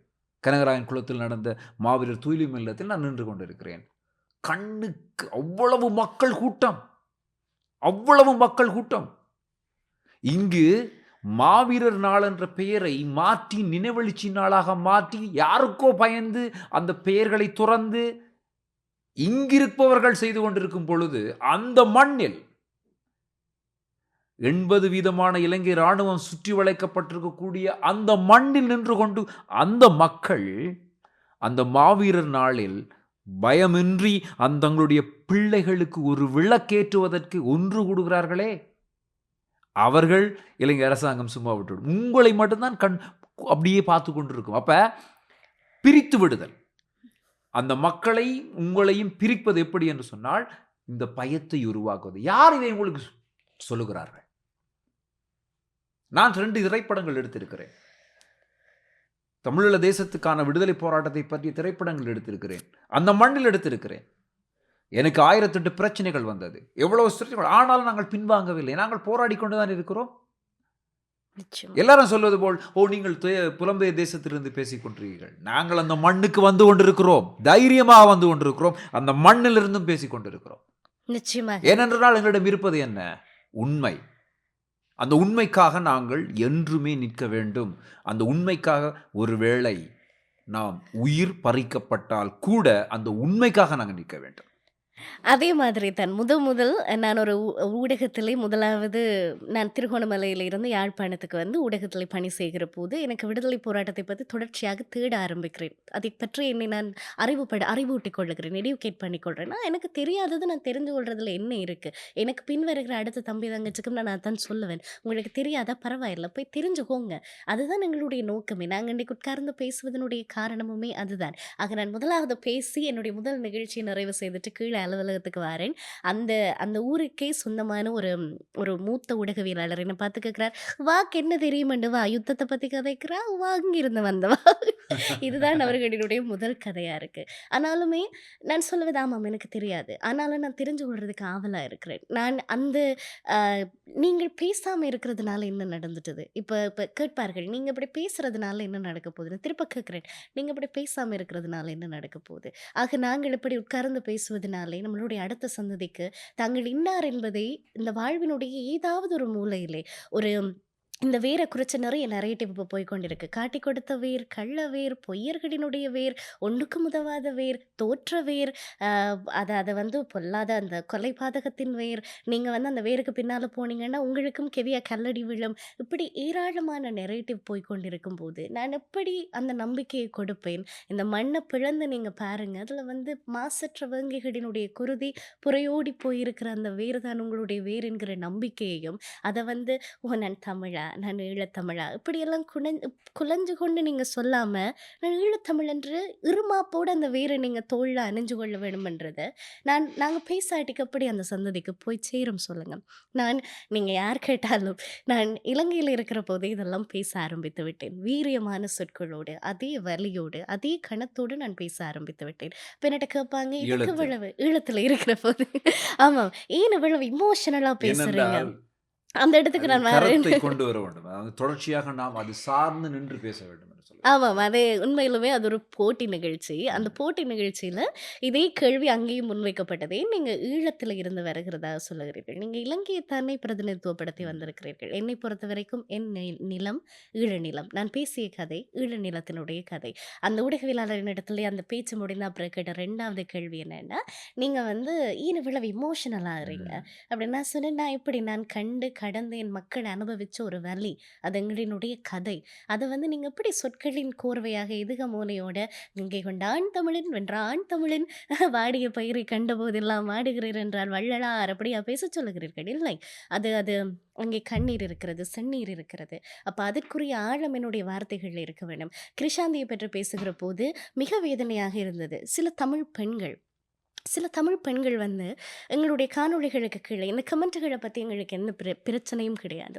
ஆனால் அதில் வந்து என்ன சொல்லுகிறாங்கன்னா, உங்களுடைய லைக்ஸுக்காக, உங்களுடைய பிரபல்யத்துக்காக ஈழப் போராட்டத்தில் பாதிக்கப்பட்ட குடும்பங்கள் தான் நாங்களும், ஆனால் இப்படி மிகைப்படுத்தாதீர்கள். ஒரு பாலியல் வன்புணர்வை இவ்வளவு மிகைப்படுத்தி சொல்ல உனக்கு வெக்கமாக இல்லையா? ஒரு பெண்ணாக இருந்த அப்படின்னு வெக்கமாக தான் இருக்குது. அதை விட என்ன இருக்குது தெரியுமா? நிறைய பொறுப்பு இருக்குது. ஏனென்றா நான் முதலே சொன்னேன், ஒருத்தன் செத்தான் என்பது வேறு, கொல்லப்பட்டான் என்பது வேறு. கிருஷாந்தியை வன்புணர்வு செய்தார்கள் என்பது வேறு, 9 பேர் வன்புணர்வு செய்தார்கள் என்பது வேறு. அந்த கதையை சொல்லுவதற்கு முன்னம் எனக்கு அத்தனை பதட்டம் இருந்தது. எப்படியாவது இந்த வலையை நான் எத்தனை பேருக்கு கடத்த முடியுமோ என்று. ஆக இந்த கதைகளை சமரசம் செய்து சொன்னால்தான் அங்கே நான் குற்றவாளியாக ஆகிறேன். அதற்குரிய ஆழத்தை கொடுத்து ஒரு கதை, நான் சொன்னேனே, அது சொல்லப்படுகிற விதத்தை பொறுத்து அதனுடைய வீரியமும் அது போய் சேருகிற விதமும் மாற்றப்படும். அன்றைக்கு நாங்கள் இந்த போட்காஸ்ட் வெளியானதுக்கு பிறகு ஒரு முஸ்லீம் குடும்பம் வந்து, இஸ்லாமிய குடும்பம் எங்கள் கையை பிடித்து கொண்டு சொல்லுகிறார்கள், இந்த கதையெல்லாம் எங்களுக்கு தெரியாது நீங்கள் சொல்லும் வரைக்கும் அப்படின்னு. ஆக அதுதான் வெற்றி. அதற்காகத்தான் நாங்கள் பேசுகிறோம். அதற்காகத்தான் சமரசமற்று ஆழமான வார்த்தைகளோடு ஆழமான வார்த்தைகள் என்பது சோடனை கிடையாது. அதற்கு தகுதியான பெறுமதி இல்லை.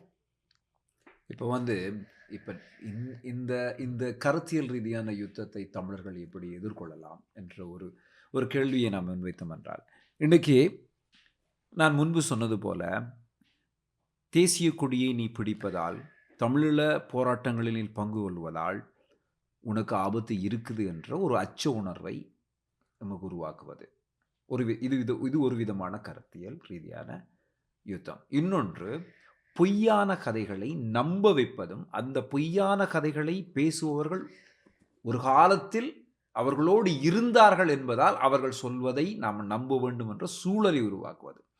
இப்படியான ஒரு சிக்கலில் தான் தமிழர்களுடைய விடுதலை போராட்டம் இன்று நின்று கொண்டிருக்கிறது. இந்த கருத்தியல் ரீதியான யுத்தத்தால் நாம் 2009ஆம் ஆண்டு விடுதலை போராட்டத்தில் தோற்காமல் நின்ற நாம் இன்று கருத்துக்களில் முரண்பட்டு தோற்கடிக்கப்பட்டு கொண்டிருக்கிறோம். இந்த நிதர்சன உண்மையை நாம் புரிந்து கொள்ள வேண்டும். என்னென்று சொன்னால், தமிழருடைய தேசிய கொடியை தூக்கி பிடிப்பதும், அந்த தேசிய கொடியை நான் உயர்த்தி பிடிப்பதற்கும் நான் ஏன் அச்சப்பட வேண்டும்? ஆனால் அதுக்கு எப்படி கருத்தை உருவாக்குறார் என்றால், அது ஒரு புலிக்கொடி, புலிகளின் கொடி, அது தமிழர்களின் தேசிய கொடி. ஆம், அது புலிக்கொடிதான். எம் தேசத்தின் கொடி, எமது விடுதலை போராட்டத்துக்காக போராடிய மறவர்களின் கொடி. அந்த கொடியை பிடிப்பதில் எனக்கு என்ன பயம்? எனக்கு என்ன அச்சம் வேண்டும்? அதில் என்ன அரசியல் பிழை இருக்கிறது? ஆனால் என்ன சொல்வாரான்னு சொன்னால், இதை பிடித்து கொண்டால், இப்படி கதைத்தால், இவன் மாட்டுப்படுறான் இல்லை, ஓகே இப்படி வருவோம், இப்படி என்றால் இதை பிடிச்சோன்னா ஊருக்கு போயிடலாது, உன்னோட சகோதரங்களை சந்திக்க இயலாது, உன்னை மண்ணை பார்க்க இயலாது. அப்போ எங்களை ஒன்று விலை போக வைக்கிறார்கள். எப்படி? பயத்தை வைத்து விலை போக வைக்கிறார்கள், அல்லது பயத்தை காட்டி அதிலிருந்து தள்ள போக வைக்கிறார்கள். இப்படியான ஒரு உளவியல் ரீதியான யுத்தத்தை தமிழர்கள் மீது தொடர்ச்சியாக, மிக முக்கியமாக புலம்பெயர் தேசங்களில் நடந்து கொண்டிருக்கிறது. ஒரு உண்மையை நாங்கள் புரிந்து கொள்ள வேண்டும். எங்கள் மண்ணில் வாழ்ந்து கொண்டிருக்கக்கூடிய எங்கள் மக்கள் தமிழீழ விடுதலை போராட்டத்துக்கு என்றும் துணை நின்றவர்கள், துணை நிற்பவர்கள், காலத்துக்கு காலம் அந்த போராட்டத்தின் வடுக்களோடு வாழ்ந்து கொண்டிருப்பவர்கள், எத்தனை ஆயிரம் இழப்புகளை சந்தித்தவர்கள். புலம்பெயர் தேசத்தில் வாழ்ந்து கொண்டிருக்கக்கூடிய மக்கள் அந்த போராட்டத்தை நடத்துவதற்காக தங்களுடைய உழைப்பையும் உதிரத்தையும் கொடுத்து அந்த போராட்டத்தை வழிநடத்தியவர்கள். இந்த இரண்டு மக்களும் ஒன்றிணைந்து ஒரு விடுதலை போராட்டத்தில் பயணிக்க கூடாது என்பதில் எமக்கு எதிராக கருத்தியலை ரீதியான யுத்தத்தை எடுத்து செய்பவர்கள் முதன்மையாக நிற்கிறார்கள். காரணம், இந்த ரெண்டு சமூகமும் ஒன்றிணையக்கூடாது, ரெண்டு பேரையும் குழப்ப வேண்டும், ரெண்டு பேருக்கும் இடையில் முரண்களை உருவாக்க வேண்டும். அதை தொடர்ச்சியாக உருவாக்கி கொண்டிருக்கிறார்கள். இன்று இந்த கருத்தியல் யுத்தத்தால் நாம் என்ன விதமான இழப்புகளை சந்தித்திருக்கிறோம் என்று சொன்னால், எமது அமைப்புகள் உடைக்கப்பட்டிருக்கிறது, எமது தலைவர்கள் சிதறப்பட்டிருக்கிறார்கள், எமது கருத்தியலாளர்கள் மாற்றி மாற்றி பேசிக் கொண்டிருக்கிறார்கள், எமது எழுத்தாளர்கள் நடந்த வரலாற்றை பிழையான வரலாறாக மாற்றுகிறார்கள், படைப்பாளிகள் எமது போராட்டத்தை அசிங்கப்படுத்துகிறார்கள். இன்று உலக பரப்பில் தொடர்ச்சியாக ஒரு சமூகம், ஒரு இனம், ஒரு விடுதலை இனம், ஒரு தமிழர் சமூகம் இவ்வளவு தாக்குதல்களை சந்திக்கிறது என்று சொன்னால், இவ்வளவு கொடூரமான யுத்த நிலைக்கு தள்ளப்பட்டு கொண்டிருக்கிறது என்று சொன்னால், இதுக்கு ஒரே ஒரு காரணம் ஒன்று இருக்கிறது தெரியுமா? உண்மை. தங்கள் தேசத்துக்காக, தங்களுடைய விடுதலைக்காக அவர்கள் உண்மையாக போராடினார்கள் என்ற அந்த உண்மைக்கு எதிராகத்தான் இந்த உலகம் பொய்மையை கட்டவிழ்த்து விட்டு அதை நிஜமாக்க, அந்த உண்மைக்கு எதிராக ஒரு பொய்யை உருவாக்கி அந்த பொய்தான் உண்மை என்றதை நிலைநிறுத்த முயற்சிக்கிறது. உலகத் தமிழர்களாகிய நாம், ஈழத் தமிழர்களாகிய நாம் செய்ய வேண்டியது, எமக்கு எதிராக உருவாக்கப்படும் கருத்தியல் யுத்தத்தை முறியடித்து நமது தேச விடுதலைக்கான உண்மைக்காக நாங்கள் நிற்க வேண்டும். எனவே நாம் ஒவ்வொருவரும், சமூக வலைத்தளங்களாக இருந்தாலும் சரி, சக தோழர்கள் உங்களோடு பேசிக்கொள்வதாக இருந்தாலும் சரி, எல்லாவற்றையும் நாம் தெளிவாக உள்வாங்கி அதில் எது சரியான கருத்து என்பதை நாம் பேச வேண்டும். அதுதான் மிக முக்கியம். இதை விட்டுவிட்டு ஷேர் பண்ணுவோம். அவன் ஏதோ எழுதி விட்டான்றதுக்காக அதை நான் ஷேர் பண்ணி விடுறது, அதை படிக்காமல் அதில் என்ன இருக்குன்னு கூட பார்க்கறது இல்லை. அப்படியே ஒரு ஷேர், அப்படியே ஒரு ரிலாக்ஸ், இப்படியெல்லாம் செய்யாமல் தெளிவாக இருப்போம். ஏனென்றால் உண்மை எங்களோடு இருக்கிறது. நிச்சயமாக. அந்த உண்மை என்பது பட்சிக்கிற அக்கினி என்று சொல்லுவார்கள். அது என்னத்தை பட்சிக்கும் என்றால் தீமையை பட்சிக்கும். எல்லா விதமான துரோகங்கள், இல்லாவிட்டால் எதிராளியினுடைய தந்திரங்கள், எல்லாவற்றையுமே கூடிய ஒரு அக்கினி தான் அந்த உண்மை. அது வெறுமனே நேற்றென்று உருவாக்கப்பட்டதல்ல. ஆண்டாண்டு காலமாக உருவாக்கப்பட்டது. நீங்கள் புலிகளினுடைய முத்திரையை மாத்திரம் குத்தி தமிழ் மக்களினுடைய நீண்ட கால விடுதலை போராட்ட வரலாற்றை மலினப்படுத்தவோ, இல்லாவிட்டால் குற்றப்படுத்தவோ நீங்கள் நினைப்பீர்களாகிறது. அதில மலினப்படுறதுக்கு ஒண்ணுமில்ல. அதுபோல ஒரு ஒரு வீரியமாக இன்றைக்கு உலக நாடுகள்ல இருக்கிற எல்லா தமிழர்களுமே ஈழத்தமிழர்கள் போல ஒரு தமிழர்கள் இல்லை. ஏன் இவ்வளவு தூரம் எங்களை கண்ணியத்தோடு பார்க்கிறார்கள் என்று சொல்லிச்சினால் அந்த மாசற்ற விடுதலை போராட்டம் தான். ஆக அதை மாத்திரம் நீங்கள் சொல்லி எங்களை குற்றப்படுத்த எப்போதுமே நீங்கள் முடியாது. மலினப்படுத்தவும் நீங்கள் முடியாது. மாறாக இதில சொல்லுவார்கள், நீங்க உங்களோட பேர சொல்லலைன்னா, மற்றவங்க உங்களுக்கு வைக்கிறது தான் பேராக போய்விடும். ஆக ஏன் இவ்வளவத்தையும் நாங்கள் பேசுகிறோம்? ஏன் இத்தனை நரேட்டிவ் செட்டிங் வெளியில இருக்கிற போது, நாங்கள் இந்த கதைகளை உரக்கவும், ஆணித்தரமாகவும் சொல்லுகிறோம் என்றால், நீங்கள் யார் என்பதை நீங்கள் உணர வேண்டும். உங்கள் வேர் எத்தகைய வேர்? எங்கிருந்து நாங்கள் வந்தோம்? எது எங்களுடைய வரலாறு? எங்கிருந்து அது தொடங்குகிறது? இது எல்லாவற்றிலும் நாங்கள் வேர் பிடித்து நிற்காவிட்டால், ஒவ்வொரு காற்றுக்கும் நாங்கள் திசை அலைக்கழிக்கப்பட்டு போய்விடுவோம். ஒரு ஒரு உள்ளீடு இல்லாத ஒரு ஒரு மணி என்ன ஆகும்ன்னா, பதர் என்று சொல்லுவார்கள். அது காத்துல அப்படியே அடிபட்டு போயிரும். ஆக எங்களுடைய உள்ளீடு என்பது என்ன? எங்களுடைய கதை, எங்களுடைய உண்மை, எங்களுடைய வேர் குறித்த எங்களுடைய நம்பிக்கை தான் எங்களுடைய உள்ளீடு. ஆக அதை காத்துக்கொள்வதற்கு தான் இத்தனை முயற்சியும். இன்னைக்கு ஒவ்வொருத்தரும் இதை குறித்து ஒவ்வொன்றையும் பற்றி பேசுகிற போது, அதுல மிக முக்கியமானது இந்த ஹீலிங்கை பற்றியது. அண்மையில எல்லாம் இங்க இருக்கக்கூடிய பிறந்து வளர்கிற ஒரு ஒரு பிள்ளை, ஆனால் கூடுதலாக தமிழ் தேசியம் குறித்து ஆர்வமாக இருக்கிற ஒரு பிள்ளை இடத்துல இந்த ஹீலிங் பற்றிய ஒரு கான்வர்சேஷன் வந்தது. அப்ப அவங்க என்ன சொல்லுறாங்கன்னா, நீங்க ஏன் மக்களை ஹீல் ஆக விடுறீங்க? இல்ல, நீங்க திருப்ப திருப்ப அந்த மக்களை நீங்க கோவப்படுத்துறீங்க. நீங்க திருப்ப திருப்ப அந்த கஷ்டத்தை, அதாவது நேற்றினுடைய துயரம், இதை பேசாதீங்க. அவங்களுக்கெல்லாம் மனசு மிக பலவீனமானது. பட்டாம்பூச்சி மாதிரி இருக்கிற மனசுல நாங்க நேற்றினுடைய துயரத்தை சுமத்தக்கூடாது. நான் அதை உணர்ந்து கொள்றேன். அது சில பேருக்கு அது ஒரு ஒரு ட்ரிகரா இருக்கும். சில நேரம் அதை தாங்கிக் கொள்ளக்கூடிய வலிமை அந்த மனசுல இருக்காது. ஆனா அதே மாதிரி தான் எத்தனையோ பட்டாம்பூச்சிகள் அந்த நிலத்துல கண்ணுக்கு எதிரில அப்படியே நசுக்கப்பட்டு போனது. எப்படி இதெல்லாம் பார்த்துட்டு அமைதியாக இருக்க முடியும்? இப்ப சமீபத்தில் கண்டெடுக்கப்பட்ட அந்த சிறு குழந்தையின் ம். உடல், இதை இதை எப்படி நம்ம ஹீல் பண்ண முடியும்? இதில் எப்படி நம்ம கடந்து போக முடியும்? இது ஒரு விதமான, இதுவும் ஒரு சூழ்ச்சி நிறைந்த ஒரு வார்த்தைகள் தான். ம். தமிழர்களே, நீங்கள் உங்கள் மனதிலிருந்த வடுக்களிலிருந்து வெளியேறுங்கள், ஒரு சுதந்திரமான வாழ்க்கைக்கு பாருங்கள் என்று சொல்லி எம்மை அழைப்பது கூட முக்கியமான ஒரு விடயம் என்னவென்றால், எங்களுடைய விடுதலை பயணத்திலிருந்து எங்களை வெளியேற்றுவது. ம். வெளியேற்றுவதற்கு இவர்கள் கையாளக்கூடிய வார்த்தை ஜாலங்கள் தான் இவைகள். நிச்சயமா. வெளியேற்றுவதற்காக. ஆகவே கொஞ்சம் மேக்கப் போட்ட ஆமா. வார்த்தைகள். ஆகவே கருத்து என்பது, எம்மது கருத்து என்பது உண்மை. உண்மை என்பது என்னவென்று சொன்னால், தமிழர்களுடைய தேசம் தமிழீழ தாயகம். எம்முடைய தேசிய தலைவர் மேதகு வேலுப்பிள்ளை பிரபாகரன், எமது விடுதலை போராட்டம் எமது போராளிகளின் வீரத்தாலும் இழப்பாலும் இன்னும் உயிர்ப்போடு இருந்து கொண்டிருக்கிறது. நீங்கள் சொன்னது மாதிரி அவர்களுடைய வேர்கள் எங்களுக்கு இருக்கிறது. அதனால்தான் நாங்கள் பதர்கள் மாறி காற்றில் அடிபடவே மாட்டோம். ஏனென்றால் எங்களுடைய பாதத்தில் அவர்களுடைய வேர்கள் இருக்கிறது. அந்த வேர்கள் எங்களை விழாமல் பார்த்து கொள்ளும். ஆனால் எமக்கு எதிராக உருவாக்கக்கூடிய இந்த கருத்தியல் யுத்தத்தை நாம் புத்தியால் ஜெயிக்க வேண்டும். நிச்சயமாக. அதுதான் அவசியம். அந்த கருத்தியல் ரீதியான யுத்தத்தை நாம் உணர்ந்தவன் மிக மிக மிக முக்கியமானது. எமக்கு எதிராக என்ன விதமான யுத்தம் நிகழ்த்தப்படுகிறது என்பதை முதலில் நாம் அறிந்து கொள்ள வேண்டும். அறிந்து கொண்டால் மட்டுமே தான் இந்த கருத்தியல் யுத்தத்தை வெல்ல முடியும். ஏனென்று சொன்னால், 2020ஆம் ஆண்டு நாம் தோற்கடிக்கப்படவில்லை, தோற்கடிக்கப்படவே இல்லை. நாம் தோற்கடிக்கப்படுவதற்கான சூழல் இப்பொழுது நடந்து கொண்டிருக்கிறது. இதிலிருந்து நாம் தப்ப வேண்டும்.